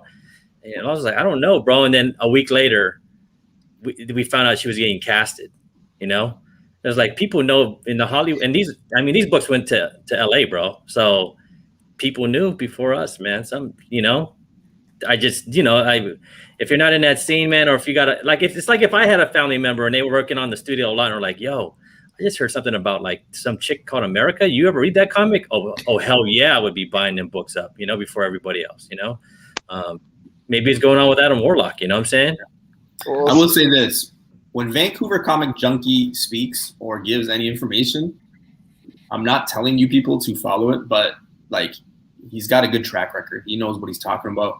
He picks up the books. Like, he picks up a book and then a week later it's like blows up and he's posting a selfie on Instagram being like, "I told you," no, he doesn't do that. But he knows his shit, man.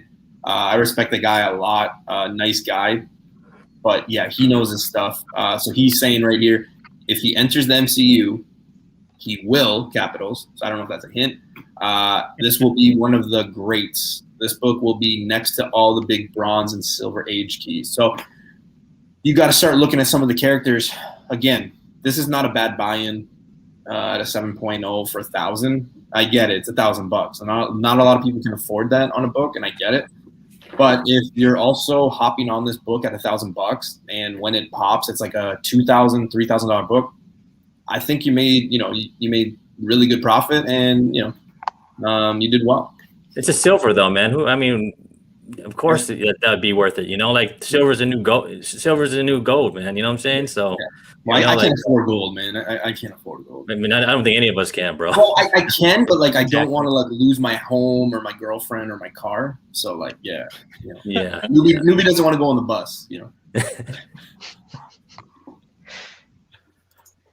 gonna be interesting to see what happens, if and when the character finally does show up in the MCU. But there's been rumors and shit for so long now that we'll see. We'll see what happens.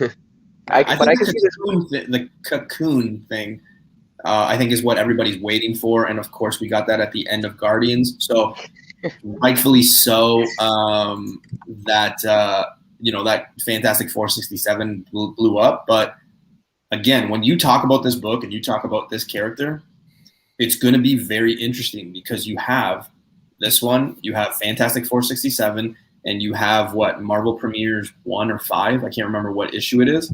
You have those 3 books, right? And you're going to have the Thor people and you're going to have the Fantastic Four people. So it just depends on what side you're on. That's going to dictate what happens with this book, what happens with the covers.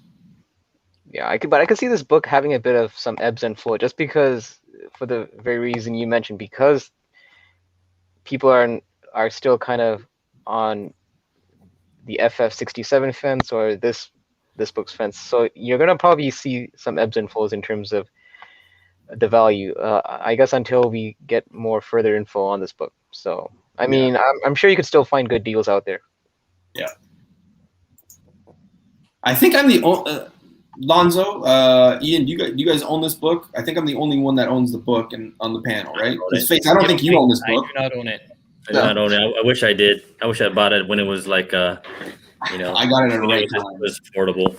Yeah, it's crazy, man. It's insane, and people will tell you it's literally like every book, though. It's not just this. It's like literally every book has gone up. If you look at the number and the prices for the past 3 weeks, it is insane. The jump. Werewolf by Night 32 3 weeks ago was a $1,300 Canadian 6.5 book. You go on eBay right now, it is a $2,400 book. I get it, Moon Knight's coming, but it's crazy in the last 3 weeks what's happened. All right, book. Or next up, the book is. Oh, that's Alonzo's specialty. Come on, Ian. Come on, No, Ian. You told me, bro. You told me. Oh, I just dude. followed your lead on that. I think a lot of us on this panel. This is the only thing I'm going to say, and I'm going to leave it up to you guys, okay? Because I think I'm the only one that missed out. But I'm going to tell you a quick story. Me and Key Issues went to a shop. This book was there for $5. I passed it. I almost unsubscribed to your channel actually after you said that story. By the way, I'm out of here, man. Let me stop my shit, bro. Like I wasn't on Newbie's team at the time. I was in the chats, and then when he told me that story, I was like, okay, I'm gonna go to another YouTuber.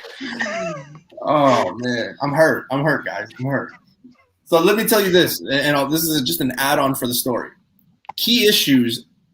That night or that day, we had a show with Hyper. We met, whatever, we chatted. We told Hyper about it. And I think Face and both of them were like, oh, dude, you guys got to go. Key Issues went back to that store and waited 2 hours before the store opened to get that book because he knew it was $5. And I'll tell you what, I've seen the book. I'm pretty good at grading. I think it's a 9.6 candidate. Wait, it didn't have the crease or like the damage in the back? I can't remember, but I remember telling him like, this looks like a 9.6. Again, this was like back in September, so it's been a while. You want to hear my Kanto regrets, bro? Like, so we go to San Diego Comic-Con all the time, and they were signing it, Booer and everybody else, right? And when you got online, they had a stack of number ones, bro, because you couldn't get this book. My ass only got – I had me and my wife, and she got one sign, I got one sign. I should have just grabbed 5 raw for myself and everybody in the crew. And that's my big regret on the Kanto. And I already knew it was a hot book, man. That's the thing. And I was just like, nah, we got 2 signed. We're good. And I don't even have I don't have a raw copy that's not signed. That's not signed. Yeah. So it's like, dude, Alonzo would slap my ass, bro. Like, you know what? I am grateful to you, Ian, for getting that San Diego Comic-Con Kanto #1 for me. Like signed by everybody. Like, oh my God. I love this story. I am 100% like excited about having seen this like as an animated feature. Like I'm just like, artwork, story, everything's phenomenal. And I mean, it has a lot of heart. And that's one of the things that you kind of don't have like in comic books nowadays. I mean, this is a great story. And I mean, I've been all in on this book since the get-go. And like Ian hooked it up and I was just like, oh my God, I was ecstatic about it. I only got it because you told me. You were like, "Yo, can you go get some of those Cantos?" I was like, "All right, I'm here." You know, like that's all Alonzo, dude. And I feel they like sold out in a minute too. Like I went back to get one for myself, not knowing that Ian hooked it up, and they were gone. They were gone, bro. You could only get them you can only get them during the signings, and that's why the only reason I went to the signings, because they were like, I asked the lady, and she's like, it's sold out in like 5 minutes, 10 minutes, all of them. Wow. But if you go to the signing, you have a ticket, then you can have one. I'm like, give me 2 tickets. You know what I'm saying? It's because my wife had one, I had one, and then I know Alonzo wanted one, so I gave one to Alonzo, and we're like, okay, we're good, So that's just some, those are some like keys when cons open up, like some of these hard books to get, they have a stash, man. They got a stash just for the signings. And if you see us, don't be like Ian. If you see a stack of Cantos, say, yo, can I have 5? Can I get 3 of those just for, Can I have all of them? Yeah. Don't be like me. For my relatives overseas. Yeah. All right, listen. I think you are the big winner in our group, right? For this book, like I think you have a couple, do you not? Oh, I have a ton. Oh, do you? Yeah, same here. I mean, wait, Face, you got some? Yeah, I got 2. There you go. Okay. That's actually, I thought he might have said like 10, but I actually beat Face in this one. Okay, well, listen, since we're sharing all our how I got my Canto number 1s, I picked up the first issue, and then I was hearing some buzz on it. Was lucky enough to go back to the shop and pick up the last 2 off the rack. So I actually have 3. How about this? How many of you guys regret not picking up the second and third prints when they were on the rack forever? I actually have the second print, 1 copy. I missed out on the third print. Well, not missed out. I passed on the third print because back then I wasn't really up to speed on the whole value, I guess, of, because at the time I don't think late printings caught the same kind of boom that they're catching like right now. Yeah. So yeah, and at the time I think it was still open order at Diamond for a while. Like they weren't sold out at Diamond at the Diamond. You want to hear a big miss out that just happened a week ago? Tell them, Alonzo, where it was. Oh my God. Okay. So we all know that IDW has con variants, especially with this virtual at home, right? Virtual cons. So IDW sent out a link, or if you were searching or in the know, you knew that IDW had just released every single one of their con variants. What people didn't know is if you scroll down, you could actually get a Kanto number 1 third print for wow. And you could get up to 5. Wow. Dude, they were we got there late, and I was like, "Oh shit! Did you see the Kanto number?" And I was like, and one of our guys was in there. He goes, "Yeah, bro, that's the first one that sold out." I was like, "Damn it!" None of us got it. Yeah. Well, I'm glad we all have great Kanto stories. It seems like everybody made out with a Kanto except one person. But well, you could have made out for $5, but you decided to pass it up. I know, man. Yeah, you know what I bought? You know what I bought instead? I bought an Ironheart 1. Hey, I remember that day vividly. Yeah, and I ended up grading it and selling it for $100. So it was a good day. So there you go, man. Yeah, that's a good trade-off. You gotta look at the positives, right? So exactly. All right, we're nearing the finish here. So next book. Ooh, Lordy, this book. Oh my God, I remember seeing 9.6s for like $50 on walls, shelves, stores. Like this thing just was everywhere. And I remember talking about this book and saying, "Don't get it." I guess people don't listen to me because they got it. But this is the first appearance of Omega Red. You got that whole Russia versus USA thing, which I think is funny to me because Wolverine is Canadian. Just saying. The iconic two guys fighting. Possible Winter Soldier Falcon debut or cameo. That's what a lot of us are hearing. Obviously, it's all rumors at this point. The last CGC sold in a 9.8 just sold fresh for a $474 Canadian. I will say I don't believe in Omega Red. I think it's a one and done, maybe 2 and done if he shows up in this show. But I just don't have any faith in the character. I don't know. he was around in the cartoon, but I don't know. With everything that they could do and villains and how long it's going to take to do some of this stuff, I'm looking at it as like kind of a mirror image of what they did with Avengers and stuff like that. So for me, I'm still passing on that. I mean, I wouldn't buy this book at $474. I really wouldn't. So. Yeah, I mean, because like, oh sorry, I was just gonna say like Omega Red to me has always been more like of a mercenary type villain, not so much like the guy that's like like you wouldn't put him as like the head villain. He's usually like the villain under villain kind of role. That's how I always view Omega Red.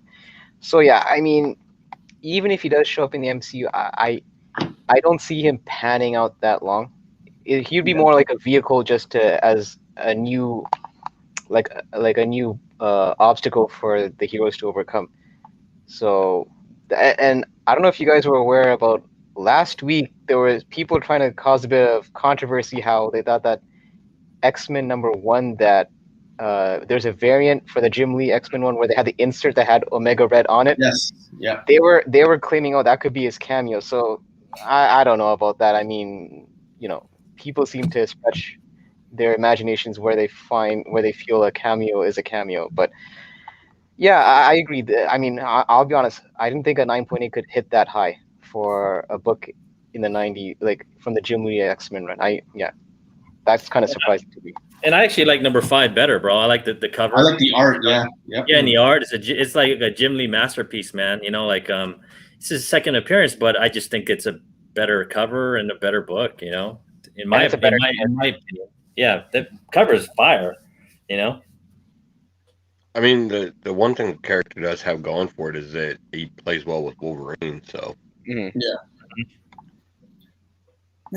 I don't know. Even that, I'm still like, I don't know. I've never been a fan of this. I'm more Team Mr. Sinister than this one. I just think that one has more longevity, villains necessarily, and I know where Face is going to say, well, wait, because I know his guys are Galactus and Joker.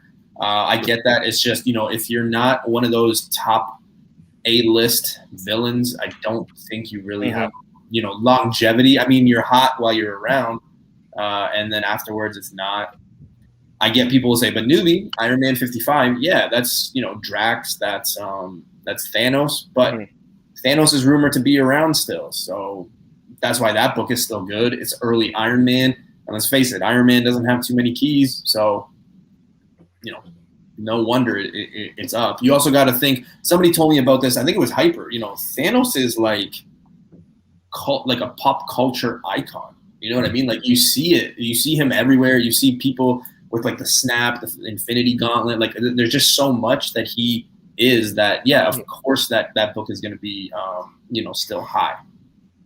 Yeah, and personally, I like X-Men 5 also because it has a better character in my opinion. I like Maverick better than Omega Red. Mm-hmm. But I'm with you, man. #5 is what it has me, and I won't lie, I got a bunch of these #4s, but I every time I see a #5, everybody just wants to skip it because they want the #4, and I go 1, 2, 3, 4 is gone, but 5's there. I'll take a 5. Yeah. Yeah, I grabbed like one off like a half off sale because like you said, everyone's going after that #4, but no one really pays attention to the issues around it. So yeah. Oh, well, we've come to the final book. Oh, shit. I just a guess. Like, if you guys had to guess of a hot book, what would you say it is? Okay, well, not all at once, guys. Not all Dramatic. At once. No, you'd be wrong. If I had to say what the hottest book of March was. Yeah. Oh, damn. Oh, well, yeah. Yes. Yeah. Ultimate Fallout 4. I'm not even going to explain what this is, but I will anyway. First appearance of Miles Morales. In a 9.8, this thing reached 4,000 Canadian. And I will say, that was like last week. That wasn't like yesterday or 2 days ago. That was like 7 to 10 days ago. So the price could have gone up. This is the future Spider-Man. If you ask any, I got to be careful on how I word this.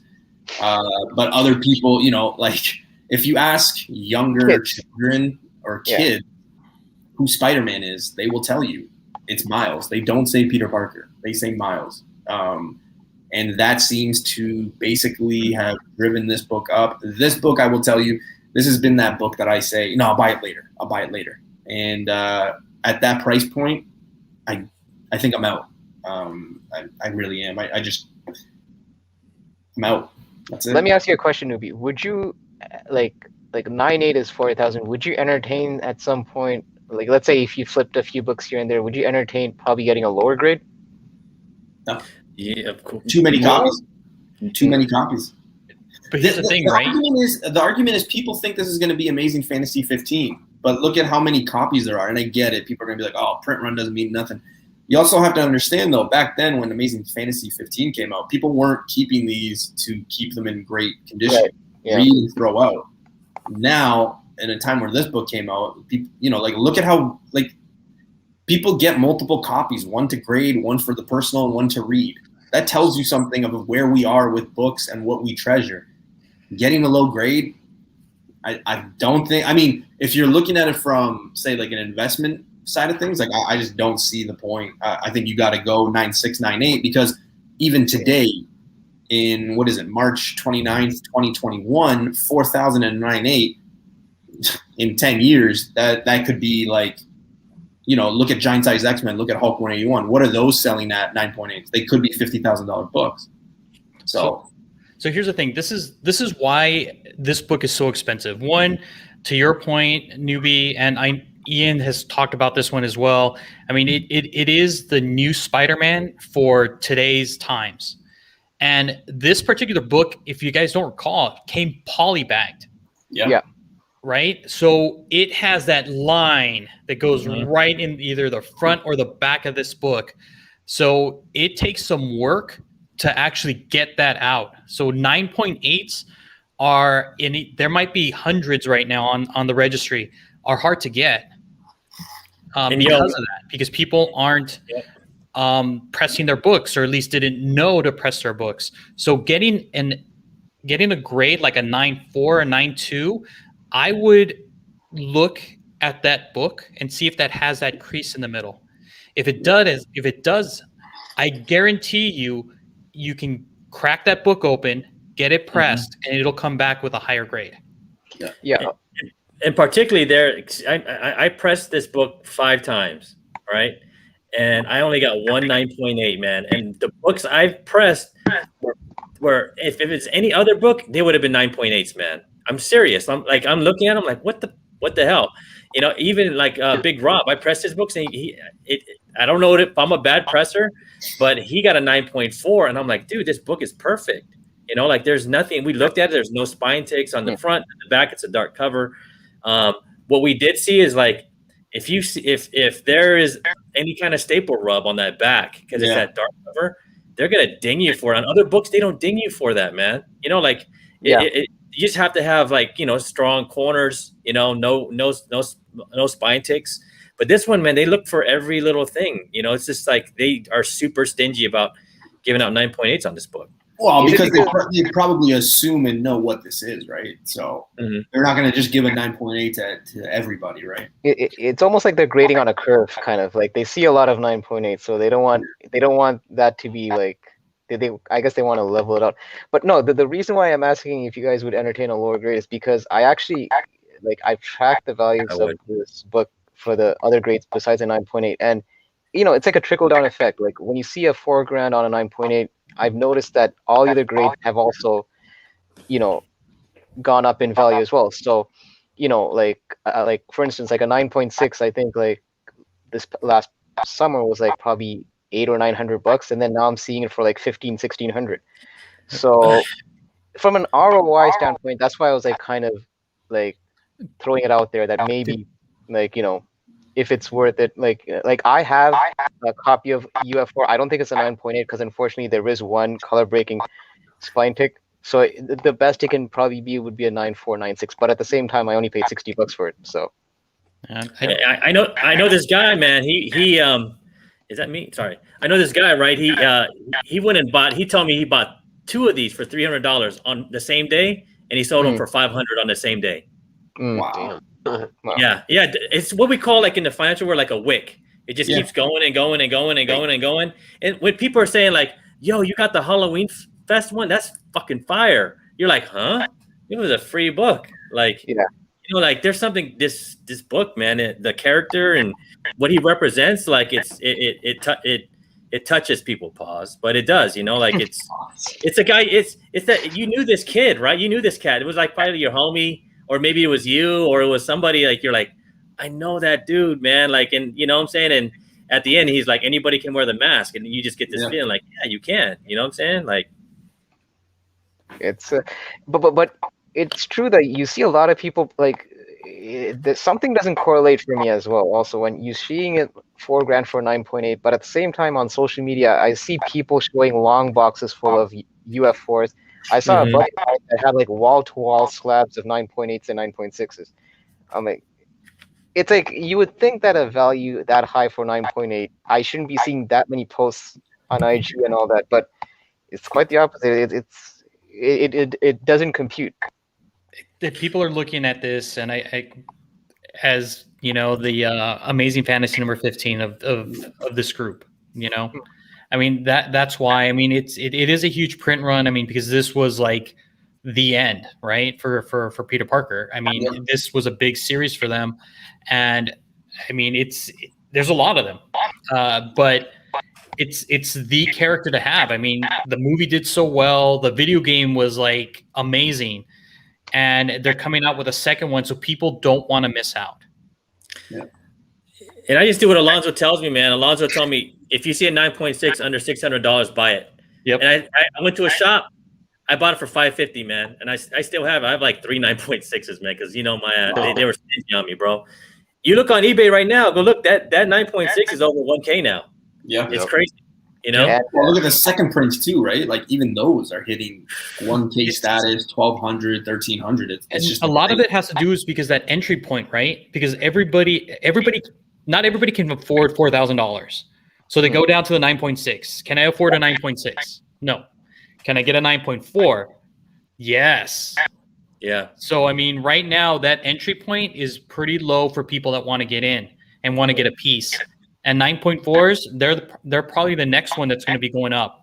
And those ones, again, I would look to see if they have that crease on it. Look for ones that look amazing. Sharp corners, no spine ticks. But if they have that crease, buy that book, get it pressed, and I guarantee you it'll come in at a higher grade.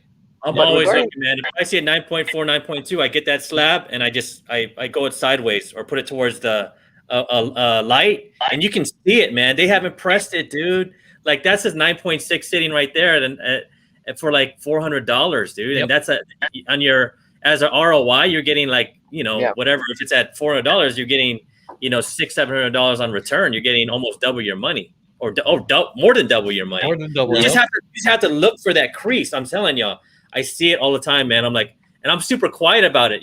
I'm looking at it. I don't want the shop guy seeing me looking at it. And I'm just moving in the light, and I'm kind of looking at him. I'm like, oh, damn, there's a crease. There's a crease. Because if you fix that crease, it'll bump it up 2 grades. And that's what you need, Yeah, but Ian, the thing is, the thing about that crease, what I've heard from certain people that press books is like, it's almost like a horror movie where you think it's disappeared, and then all of a sudden it rears back up after a few days or so. It's almost like... The key is like, man, I'm an aggressive presser. Like there's certain, you can be a passive presser or aggressive. Me, bro, I have an art fucking iron, and I iron straight that crease. And what I do is I press it, but then I leave it in cold press for like 12, 13 hours, man. And then I let it sit for a day, and I try and see if it appears. If it appears again, I iron it out. And then I put it back in the press. I don't even heat it up, bro. I just I cold press that thing until I know that it's gone, and that's the only way you could do it. It's just, it takes a lot of cold. Everybody thinks, you press it to make it warm. You do that, because you want to separate the fibers, but it's the cold pressing that really gets that doing it. if you can leave that in, if you have the patience to leave that in there, like even, I mean, some people like Ian, what you're talking about, leaving it for 24 hours. I do, I do, and I make sure everything's secure. I have all my paper in there to make sure that it doesn't stick. I put, on the tabs, I put my stuff in there. So, I got my card stock down. I got my card stock game is hard, bro. You don't even want to know. Like my card stock game is hard, but I leave it in there for like 24 hours, bro. Like I'm telling you, man, it does wonders. You know what I'm saying, for your press.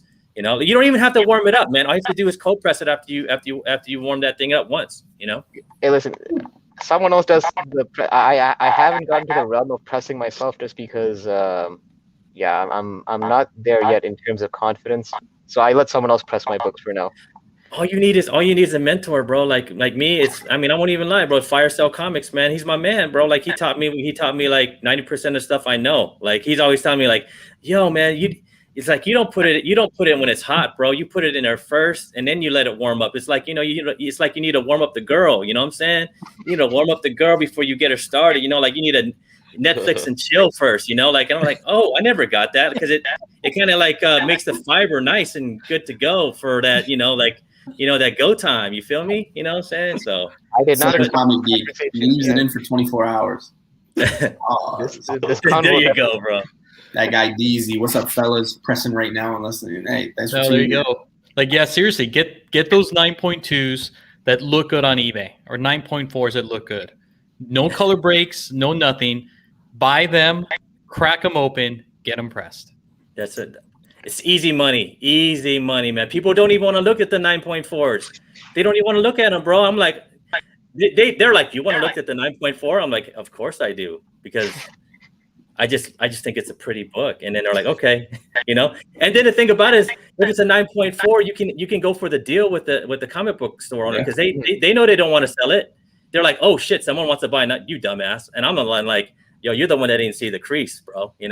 So it's true. Newbie loves 9.4s. Or you want to know another one? If you see the little what's it called, the ring, the Newton ring. The Newton ring. Yeah. Dude, so easy you can make so many deals by the Newton ring. You can say, yo, this thing got a Newton ring, bro. Like, see how big that thing is? Like, give me $100 off. They're like, oh shit, it does. It's so easy to fix. I'll do a video just for y'all, man. It's so easy. Send it to me. Yeah. You can kill it, bro. You can kill it. Backstage, because I have a few slabs that have Newton rings. All you need is one of these, bro. Look at these. All you need is one of these. You can get them you can get these over at IKEA. And all you do is it sticks, right? It sticks, and all you need is you pull it out. You keep slightly pulling it out until there's no Newton ring left. And you made money. You made money easy, man. These are $5 at IKEA. It's what you put in the bathroom to hang your stuff. It's in the bathroom. Yeah. Okay. Yeah. So I gotta check that out then. Telling y'all, man.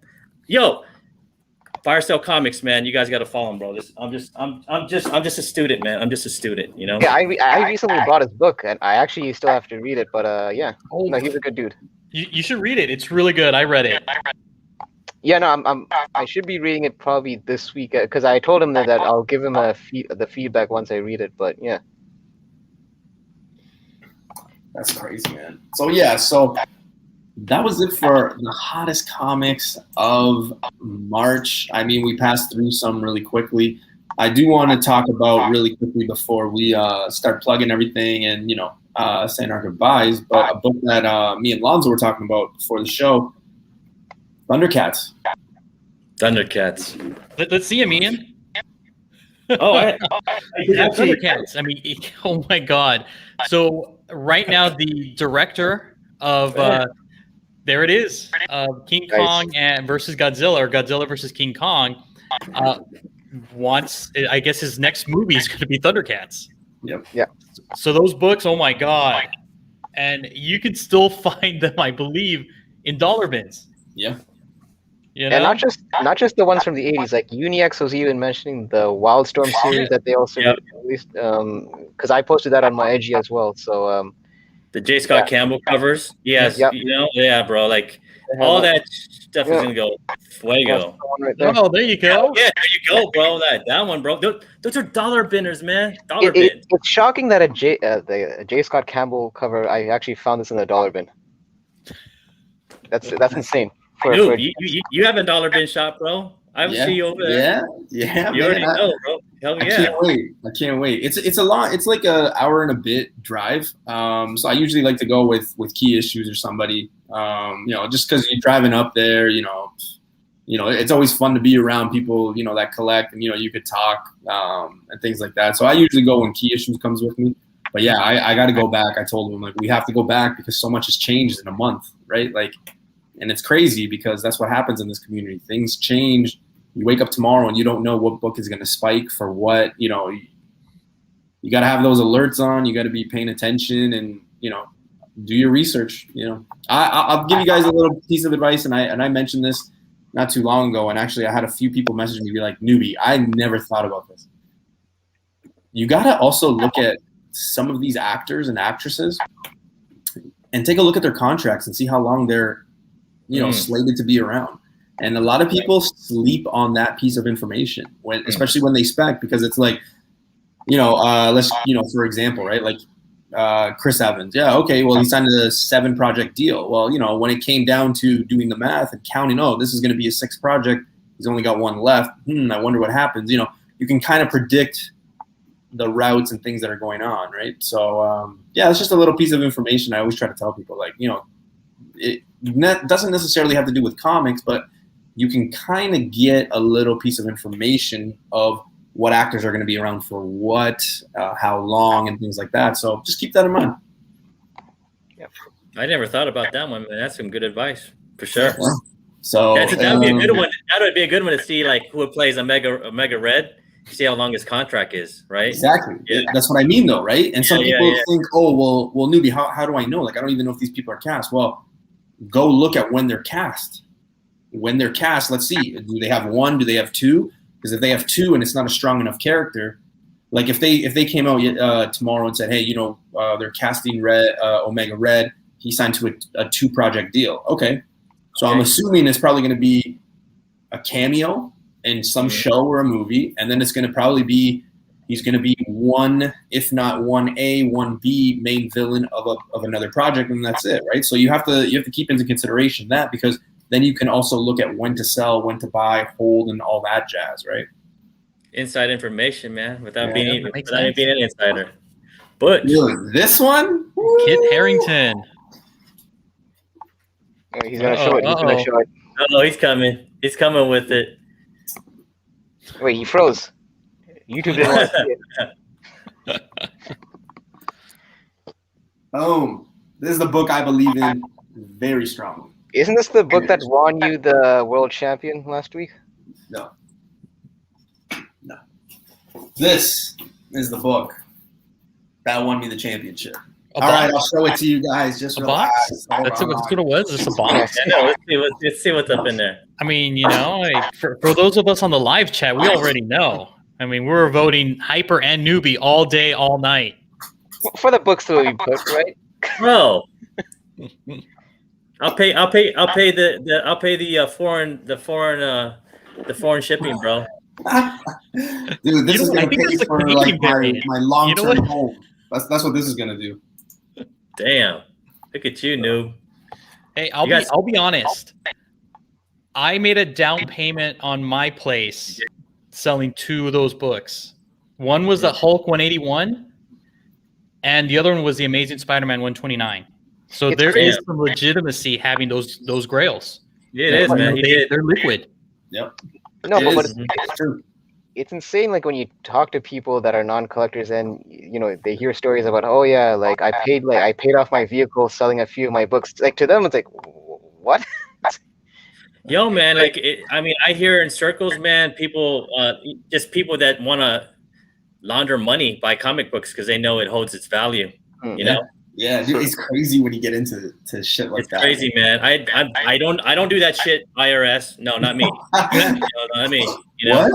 I hear in circles like, yo, because we live. You know what? You guys know where I live. That's all I'm saying. Like I'm not I'm pretty transparent about it, but that's what they do with those books, I think it's crazy when you think about it. And somebody had told me about this. I can't remember who. So I apologize if you're in the chat or, you're listening on the whatever, no disrespect. I always say that. But somebody had said, they're like, could you imagine if they used comics as like, say, a line of credit or something? So like, because, you have so many people, like I know so many people that don't own their own place. They rent an apartment or they rent a basement or something like that. And they've got like crazy collections. Like I know a guy who's got 3 Hulk 181s. And I know this because I'm trying to buy one, but he lives in a room. He rents a room and I don't know how he has it because he's not very financially stable, but he has them. And I'm thinking to myself, I'm like, he's like the Rain Man. He's like the Rain Man. But like, imagine if you were able to use that as like, your equity or something like that. Like that could change the game. Like that could be crazy, man. Like, I mean, I'm telling you, man. I mean, like Alonzo bought his house, house with him. It's a great source of stored value, man. It's like buying like blue chip stocks like Amazon or buying like Exxon or buying like AT&T, where they're not going to really move, but they'll gain and you'll get dividends out of them. Like that's what these comics are, man. Except you can't buy 100 of them like I can of like Exxon. You can have one, but it'll just store value. It'll just keep going up. Like you have 181, bro. Like it ain't never gonna lose value. Never gonna lose value. No, never. So I'm hoping that pays for my long-term care center, my retirement home. It will. I'm gonna have my wheelchair because like I got that Latino flavor, so I want those like golden spokes. What is that like? Those spinners? No, not the spinners, man. Like what you put on like a caddy or something. The spinners, the Daytons. But if you look at it like this, right? Like you look at it like during when COVID first hit, we had a big crash in the stock market. Who won? Amazon, the fucking blue chip of them all. You got the blue chip, bro. The whole fucking thinking tank. But that 181 is always going to stay at its value and increase. Yeah. You got to look at. Somebody told me too. I forget. I'm terrible. I think I'm really good with remembering things. It's just you talk to so many people and you have so many side conversations. But somebody told me, they go, "Dude, why don't you go look at what happened in 2008? Like go look at what happened in the stock market and look at certain comics. Yeah. Okay, they didn't do this." But they didn't do this either. They literally were like this. That's all you need, right? Yep. And they went slowly up, and that's exactly that's all you need. So it's crazy to think that this right here will hold more value than say like if I were to put the money into stocks or something like that. It's just it's. I mean, I will. I mean, I have. I mean, in a certain amount of time this year, I'm gonna take out money just to buy. They'll buy a 181 and buy an X-Men one because I know they're going to hold value and that my son can actually, if he needs to, he could sell them, and get the same price or more, without doing nothing. It just sits there and makes you money, bro. Yeah, I was joking how like if I get an AF-15, I probably won't be entering any of those IG contests or AOKs because at that point I'd have to give my address away and then people know where I live. So I'll probably just, at that point I'm shutting down. But I'm thinking, UF4 is another like a key book that can hold value. That 1 in 25 Derjevic variant. Yeah, oh my God, that's just crazy. And we talked about on Team Nerd Herd, bro. Like first Spider-Gwen too, man. Like that's another one, man. It's another. Yeah. You guys did talk about that one. Yeah. Another one that could be really good source of stored value because she's coming too. She's already been in. Everybody loves her, man. Like the haircut and everything. Like just wait until because I don't think it's mainstream enough, and this is what I mean by that. Yeah. When you take a character like say Harley Quinn, right? Let's look at the last 3 years, and let's be real. Let's not get creepy here, but you had little girls dress up as her, right? You had young females dress up as her. You had teenagers. You had young moms. I may have gone to a strip club once and a girl was dressed up as Harley Quinn.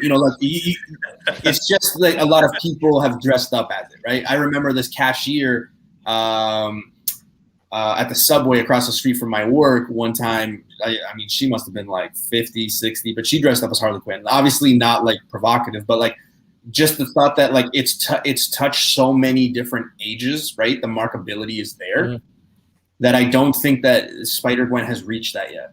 It hasn't reached that, and it could. And that's where, you know, I agree with you guys that even though the buy-in for that book is, it's near $800 to $1,300 Canadian, that book has a lot of potential, a lot of opportunity to grow. So you sometimes have to look at that markability, right? Like, can they market the character? Like, look at Captain Marvel. Like, it wasn't the greatest movie. That's the only Marvel movie I've ever seen more than once. But what did they do? You went down Walmart and they had like 3 aisles dedicated to her, toys, this, that. Little girls were dressing up as her, blah, blah, blah. It was a terrible movie. But the markability's there. And then what happens? Oh, they get a second movie because they can market the shit out of it, right? So that also adds value to the character, the books, everything that's going on, you know? It was better than Thor 2, though, just saying. Oh, man. No faith in moderns. The older books were not mass produced, and people did not care about taking. Yeah, Butch is right, man. That's what I always say too, man. True. Yeah, that's why when people try to compare, you know, Ultimate Fallout 4 to Amazing Fantasy 15, you're talking about 2 different things, man. Like it's just I don't know, and it's my opinion. It's like the Thor book you threw up. Like, would I buy that or buy Spider-Gwen? You know, of course I buy the Thor book. You know, like because it's the silver. You know, like of course, man. You know, there's too many. I don't know. Give me one key right now that you would buy, knowing that you could make money. Like if you had the funds for it, you would pull the trigger right now. What's that book? Daredevil 9. Anto. X-Men 1. Face? I'm talking Echo Daredevil 9. Oh, okay. Yeah. Yeah, I actually just got that the other day. Yeah, that's good, bro. Like, just imagine when people see her on the like Alonzo taught me, Specmaster, man. When you see her on the screen on a trailer, how berserk shit's gonna get. You know, like who is that? Who is that? She's so cool. She's Native American and she's deaf and she kicks ass. Hell yeah.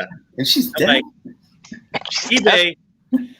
$1,500 best offer. No, you know what I'm saying? Man, it could happen though. That's the crazy part. Like nowadays, when people say something about like a book, it's like, oh, this could be, and that's why like I always joke. I'm like, is this $1,000 book? No, you know, but you never know. Like I always say that disclaimer, like you never know because people laughed. You know, I say it, and it's a running joke here with Hyper. Every time I say that, Hyper's like, how many people laugh at you? You know, and it's like. Because some people laugh at your. That's exactly what Hyper sounds like too. Man, I forget the commercial. I think it's Adidas. No, it's got to be like, one of those, right? It's only and the saying is it's only crazy until somebody does it. In this case, it's crazy when you spec or you put out an idea and everybody's like, "Man, what are you talking about?" And then like months later or a year later, it hits and you look like a genius, right? And yeah, it's just like, yeah.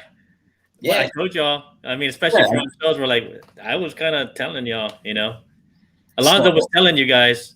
I always pay attention to Alonzo and you guys and Hype and Face. Like I watch you guys show. I'm like, yo, I'm gonna jump on this shit quick. You know what I'm saying?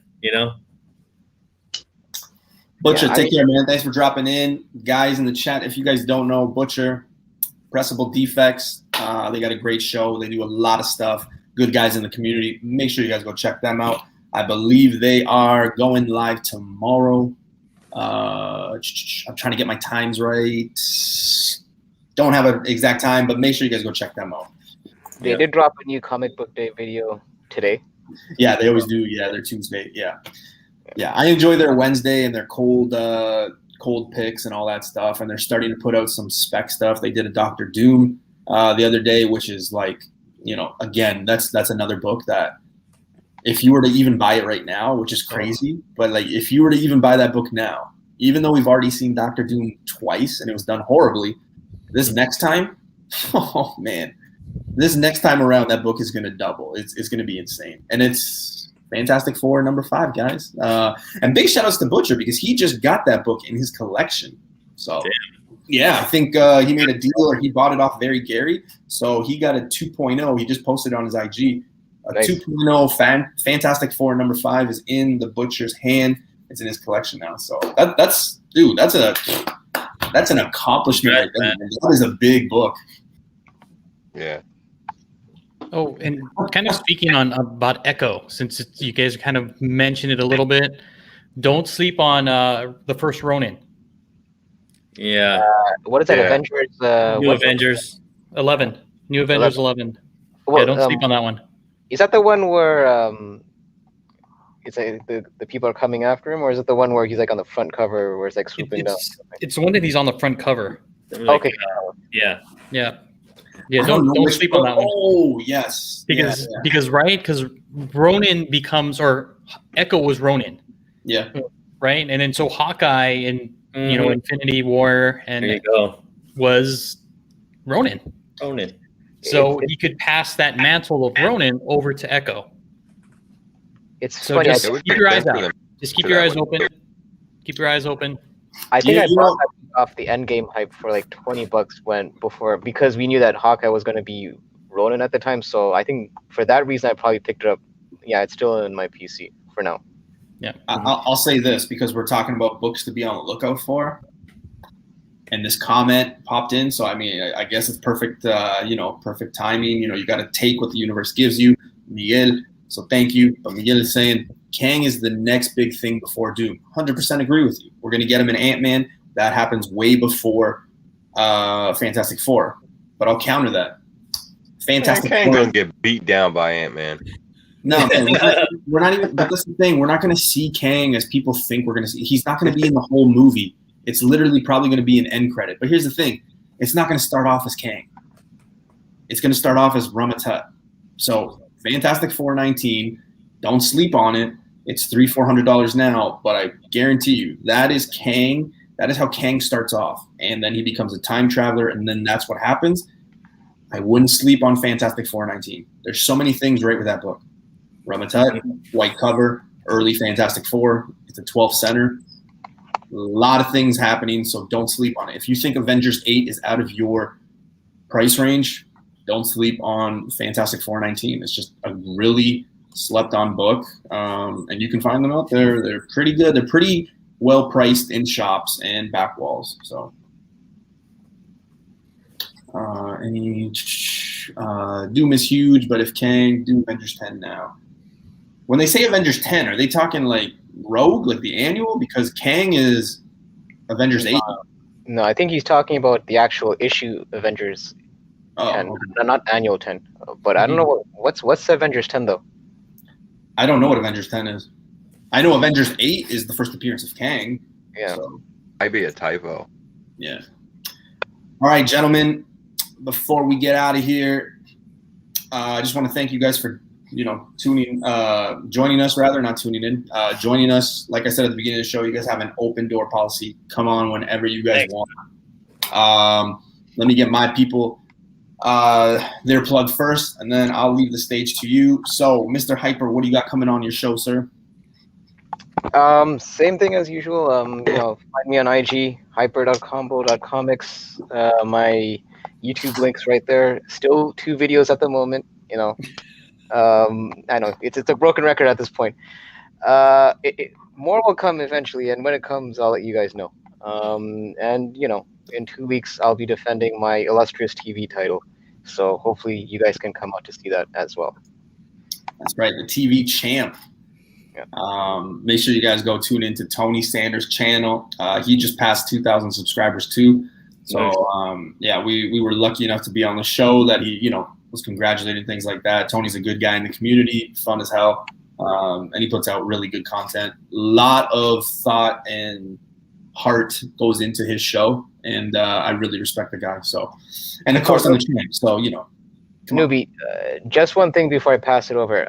Because tomorrow's New Comic Book Day, I just want to give an FYI that one issue that seems to be heating up that people might be on the lookout for if they find it on the LCS on the cheap. It's that 1 in 50 Jen Bartel of Power Rangers Air the Darkness, because I'm already seeing it sell out for like over $250 Canadian. Wow. Okay. I thought on like this past Sunday, I thought that was going to be $100 book. You said it. I was way off the mark though. So, yeah. So just to keep an eye out for that. If you find it for a cheap price, you never know. Yeah, that's crazy, man. That is crazy. All right, Face, you're up, sir. What do you got coming up on your channel or Instagram? Kind of like Hyper, basically same shit as usual. But Hyper will be glad to know too that actually I've been working with Mr. Key Issues, and we've been making some progress on getting our show together. So we should be getting ready to bring that to you within the next couple weeks, hopefully. Perfect. All right, let's send it off to our friends. Alonzo, what do you got coming up, brother? Wow, we have a lot of stuff coming out. We have a lot of interviews that are in the pipe, and actually, we've kind of talked about some of those books. So just be on the lookout for those interviews, because you're going to be like, we got some good stuff. We, as always, we do have our new our Mondo mail calls on Thursdays on the Team Nerd Herd channel, and we also have the picks for New Comic Book Day, and we're going to have Anne again come in and make another appearance on the show this coming Sunday. Yep, and we also got Ross Ritchie, man. Ross Ritchie's this Friday. Yeah. The interview, yeah, that's crazy. Oh, yeah. That is crazy. When I saw you guys post about that, I was like, "God, wow!" So, congrats to you guys for doing that. That's going to be a good show. I'm going to be tuning in, 100%. Oh my God, Ross Ritchie! Oh my God, dude, he drops so much knowledge about just the comic book industry in general, man. It's crazy. Yeah. So, just let him know that you're friends with Newbie, see if maybe he wants to, jump on my show, whatever. Be like, we know this Newbie guy, just whatever. Yo, man. For real. And guys, I dropped, sorry, go ahead. Hype. No, I was going to say I dropped Team Nerd Herd's link in the chat, so definitely perfect. Oh, thanks, Hyper. Yeah, so if you guys don't know, ladies and gentlemen, this is Team Nerd Herd's Instagram. You've got their website and everything right there. But yeah, Hyper just dropped that stuff. I consider these guys, affiliate, family, these guys are solid dudes. So yeah, definitely go check them out, support them, support the community. Yeah, so I guess that's it. That's up to me now. Tomorrow, I'll be dropping a video about the spec we did on Sunday, just so people don't have to, listen to us for 3 hours. So I'll drop that.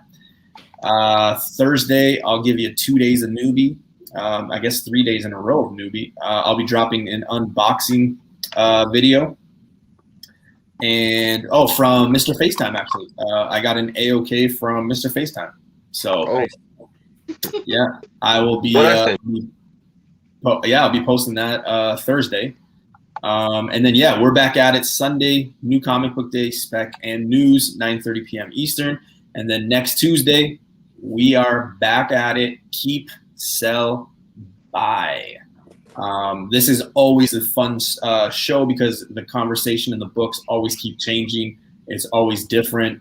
We might talk about a book that we've already talked about in a previous month, but just because the market changes and how drastic it changes, it's always fun to know, should I keep it? Should I sell it? Should I hold it? Because I've been in that situation where, I see the price drop and I'm like, should I hold it? Should I sell it?